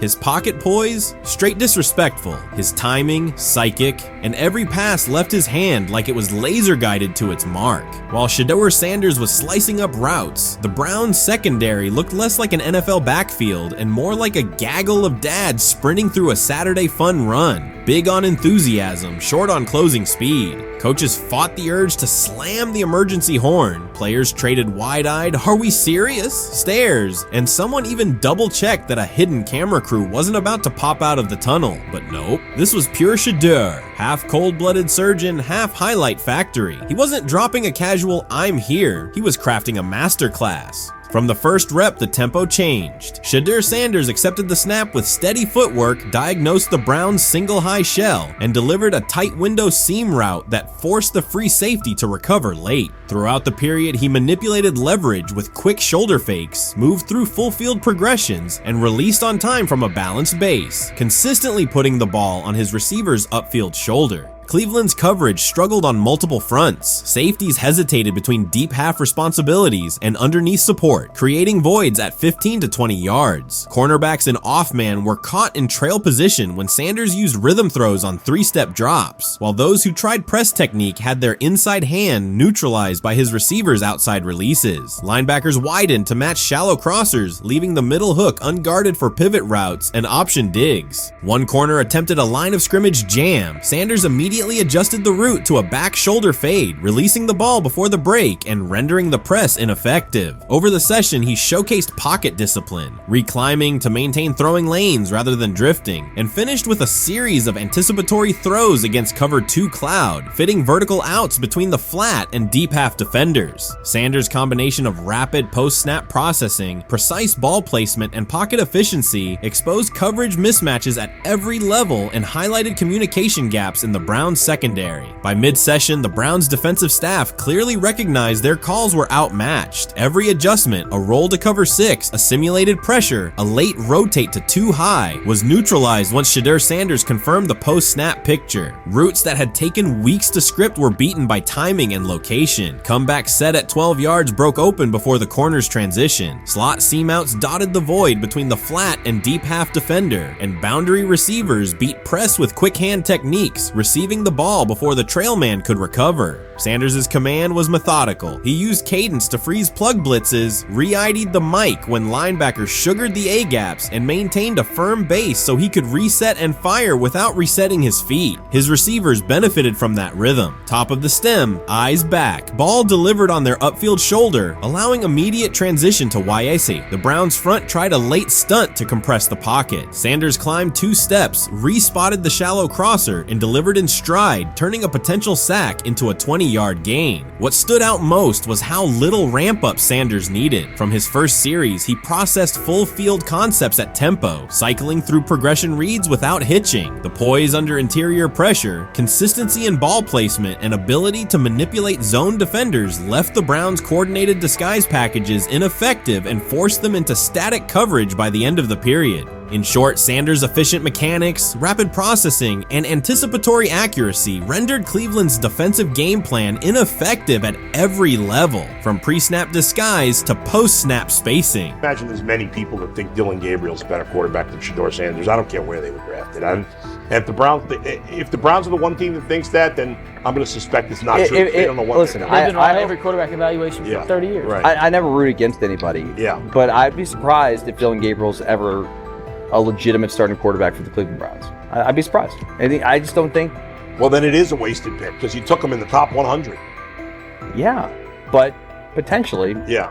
May get away with it because of Shedeur. An edge rusher chirped at Shedeur Sanders between snaps, hoping to shake his rhythm. On the very next play, Sanders answered with a 30-yard laser, a deep dig from the boundary side that split the single high safety and the trailing corner. He hit the top of a 5-step drop, kept a firm base, and delivered on time to the receiver's outside shoulder, turning what should have been a routine rep into a sudden change explosive. From that moment on, every coverage wrinkle the Browns tried, rotating from cover 3 to quarter half, flashing a Tampa 2 shell, mugging both A-gaps, was met with a precise counter. When corners pressed, Sanders adjusted the route to a back shoulder fade. When safeties widened, he checked to a glance post. When linebackers bailed, he found the running back on a delayed option out of the backfield. Even late simulated pressures couldn't move him off his spot. He simply climbed, reset his feet, and fired. As Cleveland's defenders rotated through checks, Sanders manipulated them with cadence and eye discipline. He froze weak side safeties plays long enough to create intermediate windows, then feathered the ball into those lanes before help could arrive. When the Browns finally dropped 7 and matched every route, Sanders tucked the ball and converted 2 separate 3rd and 6 situations on the ground, reminding everyone that his mobility is as calculated as his arm. By the end of the session, the defensive coordinator's call sheet looked obsolete. Sanders had neutralized blitz looks, exposed spacing issues in zone, and forced the unit into static base coverage just to survive the period. It wasn't a camp drill anymore. It was a clinic on timing, processing speed, and controlled aggression, delivered snap after snap by a quarterback who never needed a warm-up lap to own the field. They never planned on taking him. The problem is,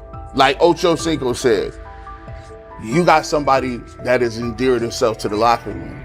And guess what? The difference between him and Tim Tebow, the biggest one, is he can play. He can throw the ball. Tim Tebow running around being an H-back, he can throw the ball. And he's done everything he needs to do. He ain't saying nothing. He ain't rocking the boat. He ain't mad about the reps. He ain't mad about none of that. All the people out there want to see is this, like Tyler said earlier. We want to see what he can do with Jerry Jeudy. That's it. I want to see what he can do with David Njoku. I want to see him with Junkins. I want to see him with the first running backs. If you are cooking, if you are beating down the doors with the 3s and 4s, guess what? You deserve more. From the first team period on, Cleveland's secondary looked a step slow. A deep third safety hesitated on a post-snap rotation, leaving Shedeur Sanders free to climb the pocket and fire a 22-yard out that arrived before the defender could plant and drive. The supporting cast around him, players fighting for roster spots, not Pro Bowl invites, benefited from his command. Sanders used tempo to control the defensive front, altered protections at the line, and located throwing lanes so quickly that one receiver didn't register the catch until he crossed the goal line. As the Browns tried new personnel groups, coverage busts multiplied. Starters slipped out for hamstring stretches while rookies rotated in, only to find the ball arriving on their blind side before they'd completed a midpoint squeeze. On a later 3rd and long, Cleveland finally closed the interior rush lanes, compressing the pocket with 3 defenders. Sanders pivoted through the traffic, stepped into a narrow escape window, and, without resetting his shoulders, whipped a no-look pass to the boundary curl for a fresh set of downs. The throw turned a potential sack into an explosive play and left the coaching staff scrambling for answers. The people who are fascinated by Shedeur for whatever reason, whether it's his play, I guess, last year was kind of fun. If you're just like a guy who grew up like loving Deion Sanders and passed that love on down to your kids, I can see why you're like that. The one thing I will give them is you're looking at this quarterback room. If you're a fan of Shedeur and say, why can't he go beat Dylan Gabriel or Joe Flacco or Kenny Pickett? So I do understand that part of it, right? Because why not? Why couldn't he be a Brown starter in October or November? That looks like a quarterback room where everyone will get a chance to start. Grab hold of the starting job. Yes, but I don't think we're going to know which one until we get deep into August. Now, I think, we tracked the reps everybody was getting at practice throughout the OTAs and minicamp. But when you talk to people there, they just want to make sure everybody got what they needed. And that, Kenny Pickett, we find out if he has the goods to be the starter. Joe Flacco, they back him off a little bit. He's 40. He may not need as much. The rookies, Shedeur Sanders and Dylan Gabriel, what do they need to learn to make the transition from the college game to the pro game? That's what the spring was about for the Browns quarterbacks. Now, Shedeur Sanders has moved from social media celebrity to on-field standout, and ESPN now lists him among its first-team candidates. Reactions are split. Some fans are impressed while others are skeptical. Whether this reflects Deion Sanders' long-term strategy or simply Shedeur's rapid development, the story is drawing widespread attention. Here's a look at what led to this moment. They never planned on taking him. The problem is, like Ocho Cinco said, you got somebody that has endeared himself to the locker room. And guess what? The difference between him and Tim Tebow, the biggest one, is he can play. He can throw the ball. Tim Tebow running around being an H-back, he can throw the ball. And he's done everything he needs to do. He ain't saying nothing. He ain't rocking the boat. He ain't mad about the reps. He ain't mad about none of that. All the people out there want to see is this, like Tyler said earlier. We want to see what he can do with Jerry Jeudy. Online reactions are sharply divided. Some fans strongly support Sanders, while others argue he is overrated. Traditional analysts cite statistics and claim his recognition comes mainly from his father's name. Sanders supporters are actively celebrating his rise and already predicting a future NFL career. Sports media outlets have made his candidacy a central topic of debate. The discussion now extends beyond statistics and victories to include his marketability, public image, and on-field presence. Sorry. Is Shedeur Sanders going to get a chance to win this job? Do you believe he gets a legit shot to win this job? Listen, I think, first of all, the action's going to really start in training camp. Like, forget all the OTA stuff. You don't win a job in OTA. The real action starts in training camp. And just like Shedeur said, during the mini camp, when it's time to take your reps, you got to make the most of it. Because I think early on, there's going to be a lot. Remember, Joe Flacco didn't hardly practice in OTAs and mini camps because they were giving the young guys. Right. So when he gets his opportunity, he's going to have to make the most of it. Analysts are closely reviewing game footage to evaluate Sanders' decisions and mechanics, while others examine his social media activity to see how he balances content creation with quarterback duty. Shedeur Sanders' placement on ESPN's early first-team list has taken over the college football conversation. Supporters circulate his highlights and argue that his on-field production and leadership justify the honor. Skeptics claim the recognition relies too heavily on his family name and question whether his resume is strong enough for first-team status. Analysts are rewatching game footage to assess his reads, accuracy, and pocket presence, while others examine how he balances a high-profile social media presence with quarterback responsibilities. The debate has pushed other storylines, such as conference realignment and NIL issues, into the background, leaving fans and commentators focused on Sanders' performance, marketability, and overall impact on the sport. I'll keep saying it.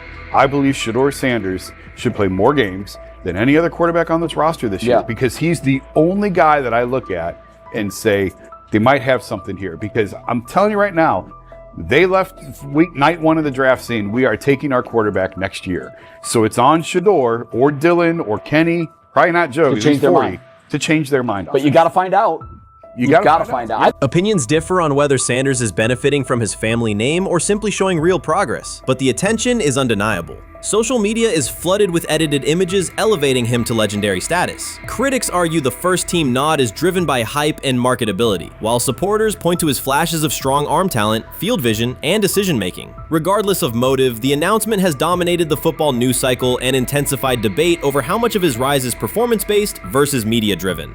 Highlight reels rarely show Sanders' turnovers, late-game mistakes, or inconsistent stretches. Being named to a first-team watch list suggests sustained dominance, something Sanders has displayed only in flashes. His selection appears driven as much by brand recognition and media appeal as by performance. ESPN's decision has intensified debate. Data-driven critics post statistics that question his resume, while passionate supporters predict awards and future NFL success. Commentators recall a time when first-team consideration required years of proven excellence. Yet many fans already see the announcement as confirmation that Sanders is on track for major college football honors. Shedeur Sanders has earned first-team reps when training camp commences later in July. I'm not saying like he's the first guy up when you do 11 on 11s day 1, 2, 3, 4, 5 at training camp. I'm not necessarily saying that, but he's the one quarterback that we didn't get a chance to see take reps with the ones.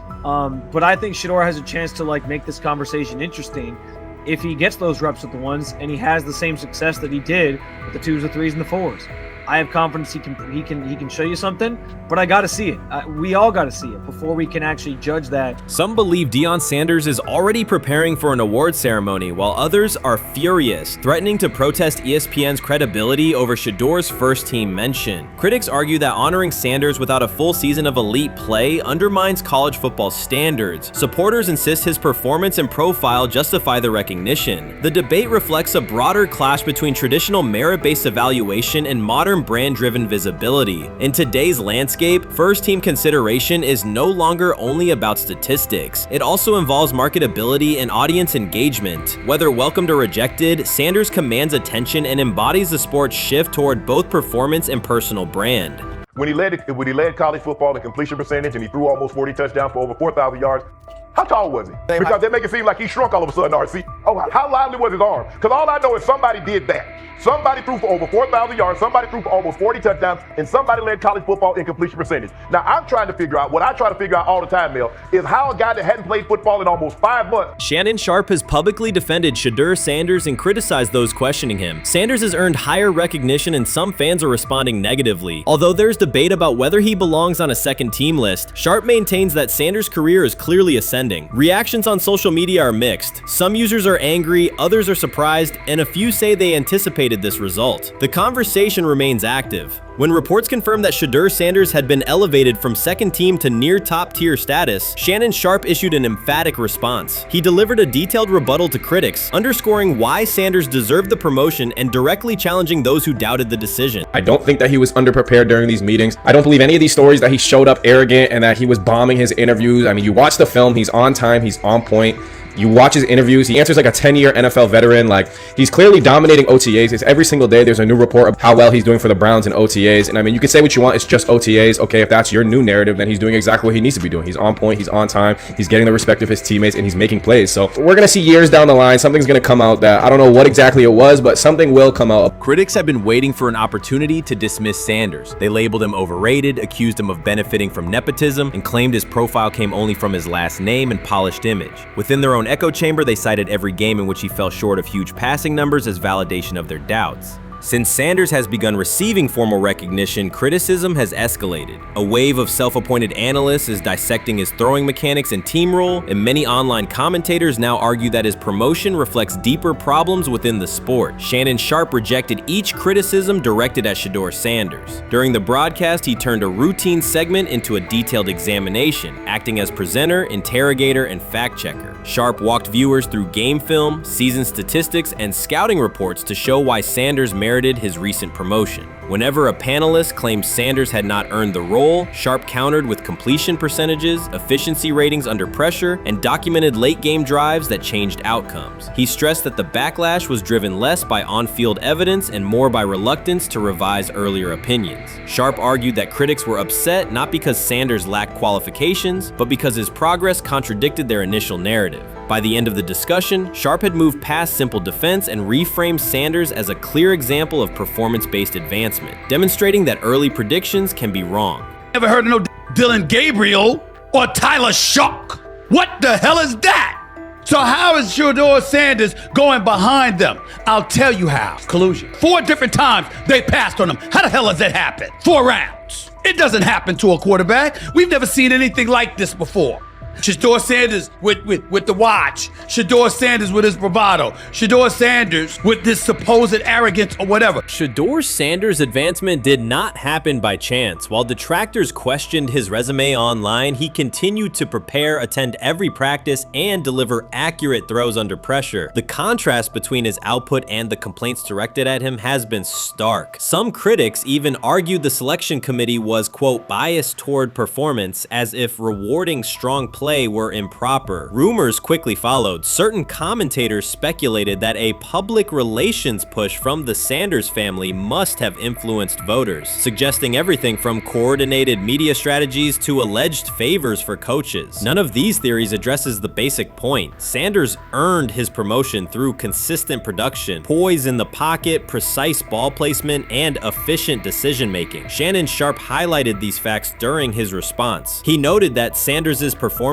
metrics justify the recognition and emphasize that resistance to the move stems more from prior prejudice than from substantive evaluation. For Sharpe, the goal was clear: present the data, challenge unfounded claims, and correct the narrative. The discussion, therefore, became a broader statement about acknowledging merit and abandoning outdated assumptions. Colin Cowherd defend college basketball coaches who have gotten a DUI, come to their defense and say they didn't need to be fired, that they deserve a second chance.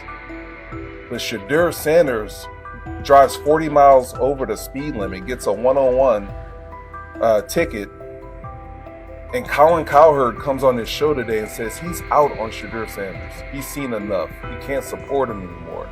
He can't be in the Shedeur Sanders camp because of this speeding ticket. Shannon Sharpe addressed commentators who portray constant doubt as expertise. Those who discount strong performances with "we'll see," but declare bust after a single mistake. He noted their belief that progress only counts if an athlete visibly struggles. Sharpe's response was methodical rather than emotional. He presented evidence, cited statistics, and calmly refuted each claim. Following his remarks, several critics began revising or deleting earlier posts, recasting themselves as longtime supporters of Shedeur Sanders, despite having questioned questioned him for months. Sharp insists on accountability, naming specific individuals and dates while requesting public acknowledgement of prior errors. He argues that analysts cannot spend months undermining a player's potential and then quietly adopt a supportive stance once the athlete succeeds. These are serious, big-time, top-of-the-line playmakers that they have. If you can go 45-42 in the fourth quarter because your quarterback set the school record with 510 yards passing.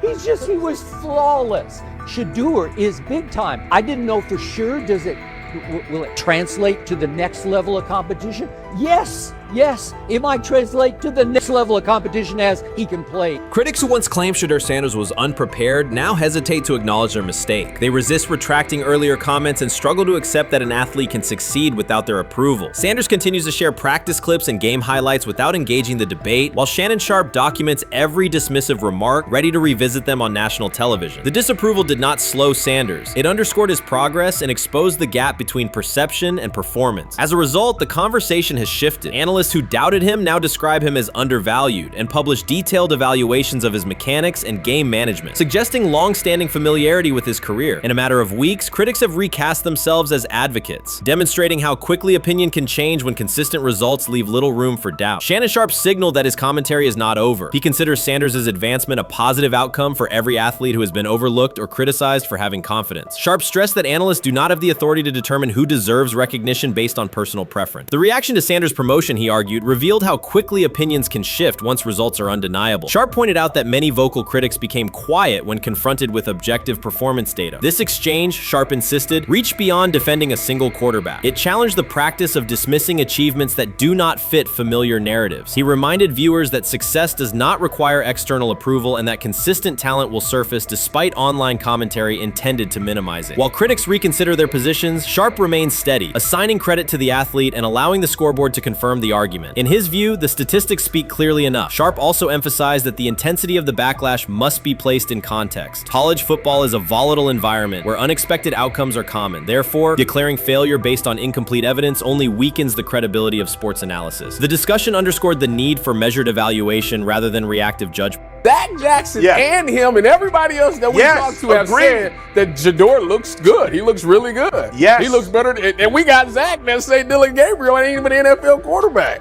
It's true. So how is it that this man can't get a rep with the ones, but that non-NFL quarterback can? We all what agree with sense that. does that make? Some observers now claim that recognizing Shedeur Sanders' strong performance undermines football's traditional standards, even though they previously argued he received coverage only because of his father. Faced with Sanders' current statistics, those critics are searching for explanations that fit their earlier narrative. The data have always been clear. Their earlier objections ignored that fact. Shannon Sharpe is openly highlighting this reversal, comparing past negative remarks with Sanders' recent 400-yard games to demonstrate the gap between criticism and evidence. Sharpe did not force these commentators to backtrack. He simply displayed their earlier claims alongside Sanders' results, allowing the contrast to speak for itself. How you feeling? I'm getting there. You see what I got on, right? That's why I was asking how you help for. Yeah, I'm getting there.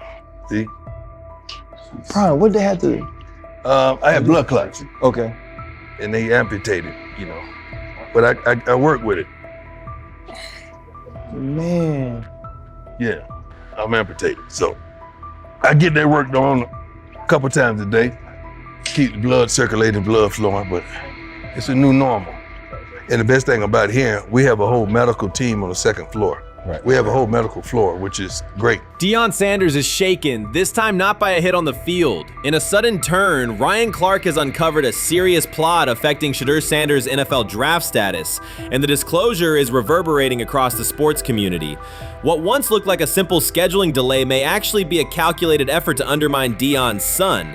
The facts suggest intentional sabotage, a breach of trust, and repercussions that could be far-reaching. This is no routine football headline. It is personal, and Coach Prime did not see it coming. The sports world loves to celebrate underdogs, yet it often takes even greater pleasure in tearing down rising stars. Deion Sanders is witnessing that cycle now, not from the sidelines as Coach Prime, but as a father. The lights in Boulder remain bright, the cameras keep rolling, and Sanders still wears his gold watches, sunglasses, and natural swagger. Still, behind that familiar smile is a man carrying deep pain as criticism aimed at his son mounts daily. How much of that is opening press conference saying, okay, we are family? saying that he was sent to do certain things. Do you feel like people got attached to that, or it just was the fact that prime time is at Jackson State? It's prime time. If my son plays cornerback, I want him to be around, in my opinion, the best cornerback ever to touch the field. That's right. If my son played DN, I'd have to talk to you and tell me who's coaching the DNs. That's but right. I was sending my son to play for prime. His pain does not come from critics or losses, but from watching his son, Shedeur Sanders, get pulled into a system where politics outweigh performance. By every metric, arm strength, accuracy, field vision, Shedeur belonged in the top 3 of any NFL mock draft. Defensive coordinators who tried to unsettle him know he never flinches. He owns the unteachable leadership trait that turns strong prospects into franchise cornerstones. Then the narrative shifted. Draft boards that once placed him 2nd or 3rd slid him to 5th, then 12th, and eventually out of the 1st round on some lists. Analysts grew cautious, executives became vague. The statistics stayed strong, and the game film still proved his ability, yet the buzz evaporated. The abrupt silence felt deliberate and wrong. Former NFL safety and respected analyst Ryan Clark then delivered an unfiltered disclosure, not on a scheduled TV segment, but in an unscripted comment. He stated plainly that influential figures inside the league were not overlooking Shedeur Sanders. They were actively holding him back. The motive, Clark said, was political, and the real target was Deion Sanders, Hall of Famer, architect of Jackson State's resurgence, and the coach who turned a 1-11 Colorado program into a national headline. Deion's refusal to conform, wearing sunglasses indoors, dancing with players, speaking candidly, challenged an establishment that favors predictable images and rehearsed statements. According to Clark, that resistance to tradition was not forgotten. When Shedeur displayed the same mix of talent and confidence, concern spread through front offices and media circles. Questions about leadership style and attitude surfaced. Coded language for discomfort with a quarterback who mirrors his outspoken father. Clark's point was clear. The issue is not Shedeur's performance. If he had posted identical numbers at Ohio State or Alabama, endorsements and media specials would follow. Instead, interest cooled, because the Sanders family embodies a self-made identity the league cannot easily manage. Their visible pride and independent brand challenge a system that prizes control. And that threat, not football ability, is what Clark believes is suppressing Shedeur's draft stock. What do you think is happening in Browns camp? What do you think is going to happen there before I let you go, Lewis? You know, I think it really does. It really does all depend on how Kevin is able to, as it relates to Shedeur, work him in enough.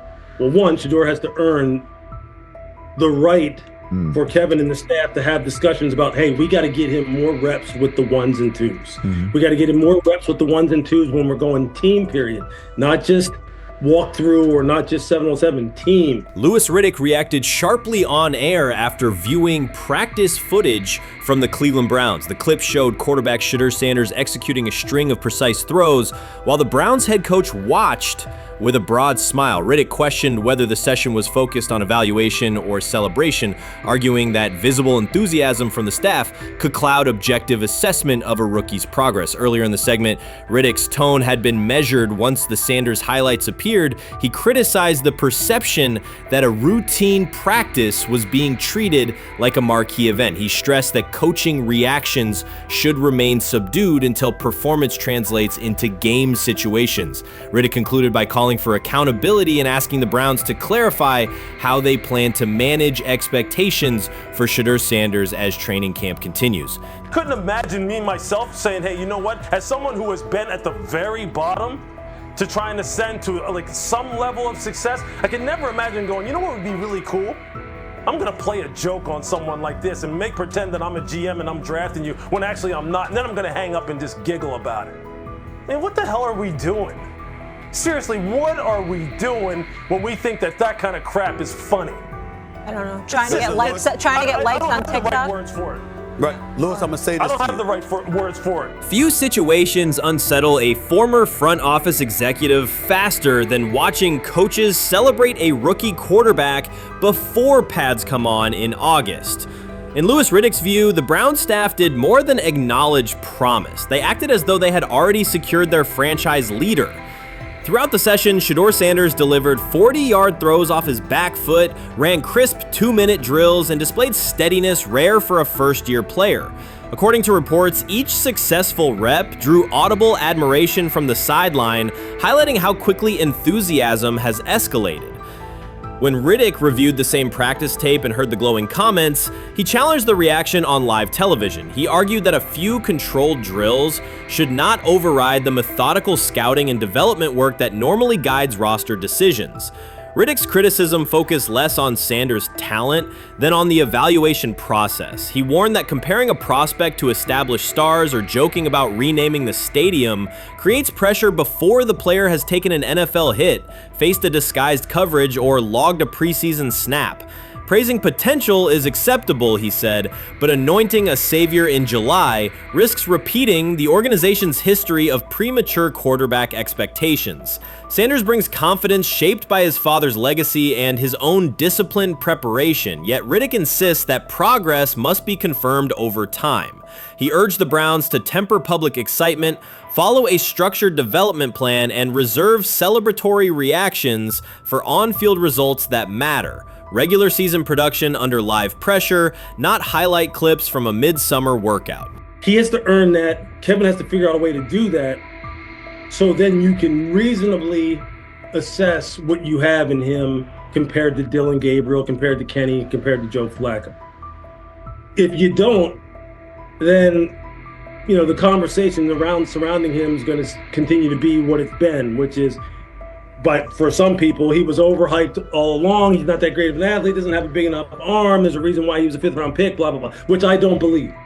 I believe if he is given enough reps, earns enough reps, and then is given enough reps in meaningful situations, he can throw the ball just as good as Joe, if not better, just as good as Kenny, if not better, just as good as Dillon Gabriel. After more than 2 decades in personnel and broadcast analysis, Louis Riddick was dismayed to see a franchise bypass basic evaluation standards after only a series of eye-catching minicamp throws. Reviewing practice footage from Cleveland, he observed Shedeur Sanders drilling 40-yard passes against uncovered receivers and running 2-minute sequences with poise. In Riddick's view, those reps, conducted without pads, contact, or a disguised rush, show arm talent but reveal little about how a rookie handles game pressure. Riddick said the Browns' reaction drifted from objective assessment to outright admiration. Multiple reports indicated coaches were sketching new concepts for Sanders during dinner and referring to dedicated Shedeur packages well before a padded practice. Even the veterans in the quarterback room showed no visible alarm, a sign that staff excitement had already reset the internal depth chart conversation. The analyst emphasized that his concern is not Sanders' skill set. He acknowledged the quarterback's arm strength, footwork, and composure, but rather how quickly the club appears willing to declare him its long-term answer. Riddick cited several past prospects who received similar midsummer acclaim only to stall once real competition began. Given Cleveland's long history of quarterback turnover, he argued the organization should focus on incremental milestones, processing post-snap reads, surviving live pass rushes, and rebounding from mistakes on Sunday afternoons. Riddick urged the Browns to temper expectations and follow a structured development plan so Shedeur Sanders can progress without undue pressure. One coach reportedly admitted he replayed Tuesday's scrimmage film so often that he lost sleep, an anecdote Riddick offered as proof that enthusiasm is already outpacing reality. All asking now is what is going on with Shedeur Sanders, and so the floor is yours. Maybe you can make sense of this free fall with what was at one point the top-rated quarterback in this draft class. Yeah, Shay, I think at this point in time, this really isn't a football discussion any longer. This is a personal discussion. This is about it's a fit discussion. It's whether or not teams are just comfortable with everything that comes along with Shedeur in terms of who he is as a person, all the people that are surrounding him in terms of his inner circle, and whether or not teams deem that to be something that they're comfortable with. Right or wrong, that's the only conclusion you can really come to at this point. Louis Riddick voiced an escalating concern during the segment. Having witnessed numerous quarterback setbacks in his career, he worries another may be forming, not because Shedeur Sanders lacks talent, but because the praise around him is growing without restraint. Sanders has simply attended practice, delivered accurate passes, led the huddle, and shown the composure expected of an NFL player. Riddick fears the Browns' reaction, treating routine drills as proof of long-term success, risks setting premature expectations. He cautioned that the organization seems ready to celebrate a franchise savior before Sanders has taken a competitive snap, noting that such early adulation has derailed promising prospects in the past and could impede Sanders' measured development. They say training camp decides depth charts, but Shedeur Sanders began fighting for his job long before he will step inside the Browns facility. While most first-year players squeezed in one last vacation, he slipped onto a private field in Texas, strapped on Cleveland's helmet and shoulder pads, pulled a fresh number 2 jersey over his chest, and started rifling timing routes as if it were the opening drive of week 1. No cameras, no hype track, no product placement, just sweat, cadence, and ball placement. A rookie does not rehearse in full game gear unless he already envisions himself commanding the huddle. Plenty of observers shrug that clip off. They insist the 5th rounder, quote, isn't ready, cling to depth chart conventions, or whisper that the name across his shoulders did most of the talking on draft day. Maybe it is the Deion connection, maybe it is a preference for prospects who blend quietly into the background, or maybe the league's gatekeepers fear the possibility that the kid is better than the quarterbacks they have spent months promoting. Whatever the motive, the countdown has started, and video rarely lies. Shedeur Sanders is not preparing to arrive. He is preparing to lead. Footage of a 22-year-old quarterback running live reps in July should dominate highlight loops, but it barely registers on national outlets. Why? It ruins the tidy narrative. The easy storyline paints Shedeur as a pampered legacy prospect banking on his father's fame. Yet the tape shows something different. A rookie drenched in afternoon heat, drilling footwork, calling protections, and imagining cover 2 rotation before the first official meeting ever takes place. Elite mental prep looks boring on social feeds. It looks devastating when the season starts. Walk into Cleveland's quarterback room and you step into politics, not simply competition. Joe Flacco, a Super Bowl MVP in decline, carries institutional trust. Kenny Pickett, rescued from Pittsburgh's reset, carries hometown intrigue. Dillon Gabriel, the 3rd-round system fit, carries draft capital the staff must justify. And then there's Shedeur, the lightning rod whose presence alone spotlights every bias in the evaluation process. Coaches frame it neatly. Rookies must wait their turn. The truth is less polite. Practice snaps are currency. Perception is elastic, and early allocations already favor Pickett and Flacco. It is the oldest playbook in the league. Lock vets into the headline roles before pads even crack. Then let repetition shape reality. Sanders refuses to cooperate. He is not a 4th-string camp arm. He has engineered game-winning drives under national scrutiny, operated against live blitz looks most prospects never face, and more than any quarterback in the room, documented his own off-season obsession. No social media rollout, no brand consultant, just pads, cleats, and an unlit practice field. If his last name were Smith, pundits would label him the sleeper of camp. Instead, politics trails every throw. Training camp rotations expose organizational intent. Beat writer Fred Greetham already reports that Pickett and Flacco will open with first-team reps when veterans report July 23rd. Gabriel grabs the developmental snaps, leaving Sanders the leftovers. That isn't performance-based, it's narrative-safe. Gabriel doesn't threaten hierarchy, Sanders bends gravity. Watch the details. Does Shedeur steal 11-on-11 snaps with the 2s? Does he run red zone installs or 2-minute drills? If he does, coaches are admitting he is forcing his way in. If he doesn't, they are postponing the inevitable. Either way, the private field reps have sharpened his timing and condensed his release. He is not hoping for an opportunity, he is prepared to seize one the instant it appears. Cleveland's joint practices amplify that tension. First come live periods against the Panthers, then sessions with the champion Eagles. Those reps belong to the starters, so Flacco and Pickett will absorb most of Carolina's disguised pressure and Philadelphia's exotic fronts. Sanders' proving ground will be the preseason opener on August 8th. Under the stadium lights, he will get entire series, real reads, pockets collapsing for real. If his command mirrors the footage from Texas, coaches will have to answer why he never saw earlier work. Reps are scarce. 10 padded practices separate veteran arrival from game 1. Even an even split, something that never happens, would hardly suffice. Instead, the staff will funnel snaps toward the comfortable choices. That strategy can bury a rookie, but it can also spark an eruption when limited opportunities turn into highlight drives. One flawless touchdown march in the second half of a preseason game, and the dog pound will chant his name. Then the staff's narrative control evaporates. Criticism of Sanders has never matched the scrutiny applied to his peers. Analysts nitpick a ball pat, a foot angle, a pump fake, Pickett's inconsistency, Flacco's diminishing velocity, Gabriel's college system crutches. Discuss politely, if at all. With Shedeur, the critiques arrive as coded doubts. Does he rely on the family brand? Is he coachable? Can he stay humble? That double standard is as old as the league's resistance to outspoken black quarterbacks. Add Deion's unapologetic persona, and each Sanders rep becomes a referendum on establishment comfort levels. Shedeur answers not with rebuttals, but with work. Work captured in silent footage more deafening than any debate show monologue.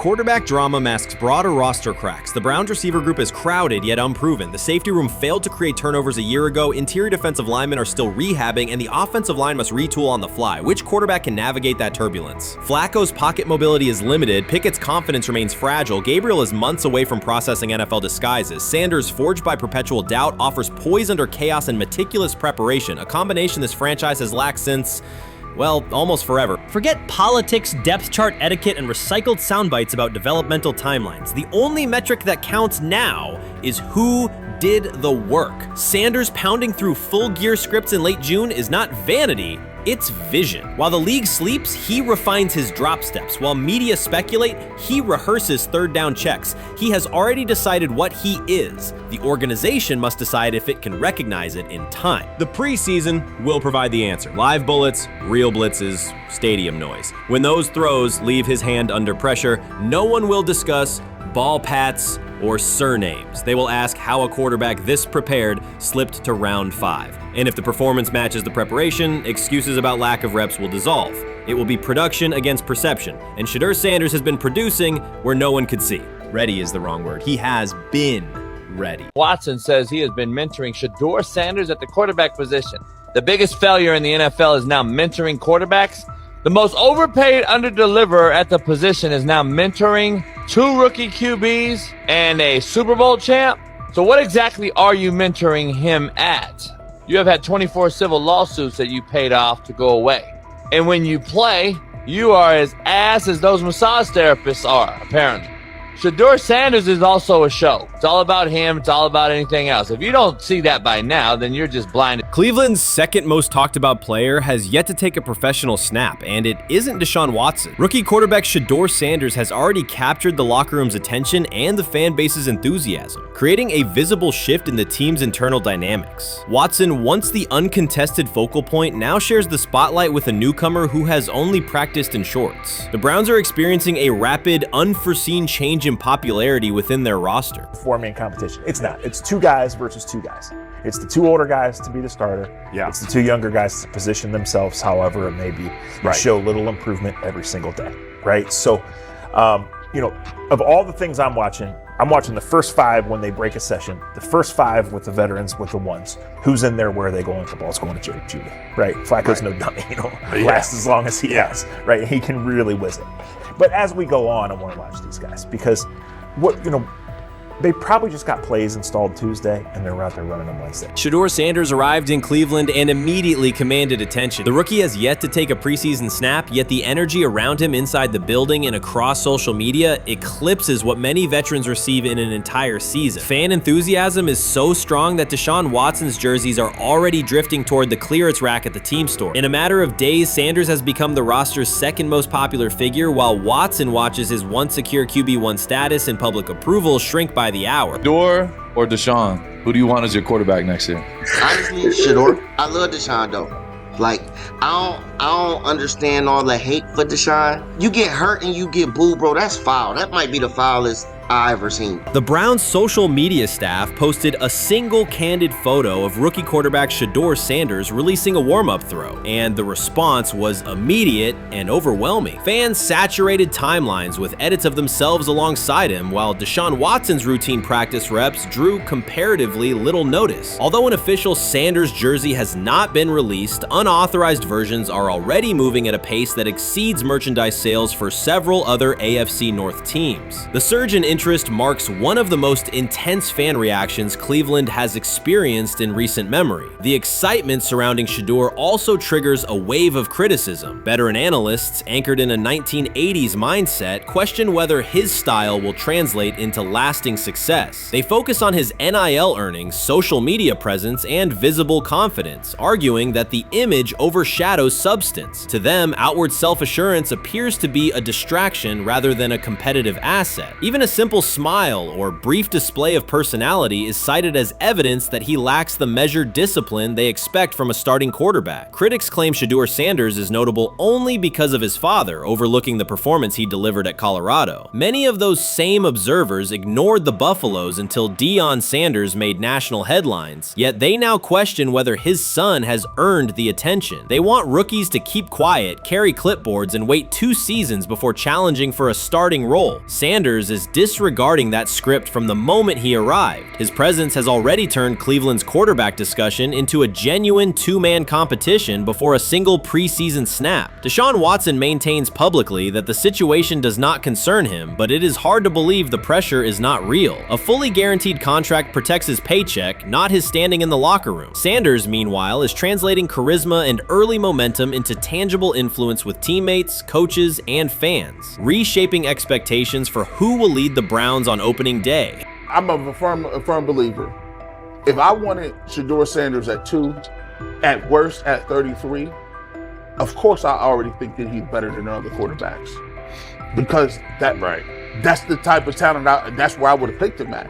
And if he was at 2 or 33, and he still had this same exact skill set, we would be talking about him starting and playing. Right. Well, there'd only be 3 quarterbacks. It'd be here, 3 not quarterbacks, 4. not 4. Yeah. But since he moved to the 5th round, that's cool. They might have to go along with it. But to me, I think if you ask who got the best tools, I'm going with Shedeur. Shedeur Sanders has not taken a single professional snap, yet discussion about him has split NFL social media into 2 camps. One side already argues he should start immediately. The other worries about what that means for veteran quarterbacks like Deshaun Watson. Reporters now line the perimeter of Browns camp, scrutinizing every inconsistency in Watson's spiral and every precise throw from Sanders during drills. Each well-placed pass is clipped, posted to TikTok, and captioned as evidence of a future QB1. Cleveland is no stranger to quarterback drama, but this situation is different. Rather than cycling through another unproven starter, the franchise is dealing with a rookie who entered with more polish, public attention, and perceived readiness than most first-year players. Fans chant Sanders' name before he has appeared in a preseason game, while the established starter works to maintain his relevance. The atmosphere is not yet a full controversy, it is a countdown. Traditional analysts insist on the importance of experience and respecting the process, yet Sanders is progressing on the timeline set by the supporters who already view him as the next leader of the offense.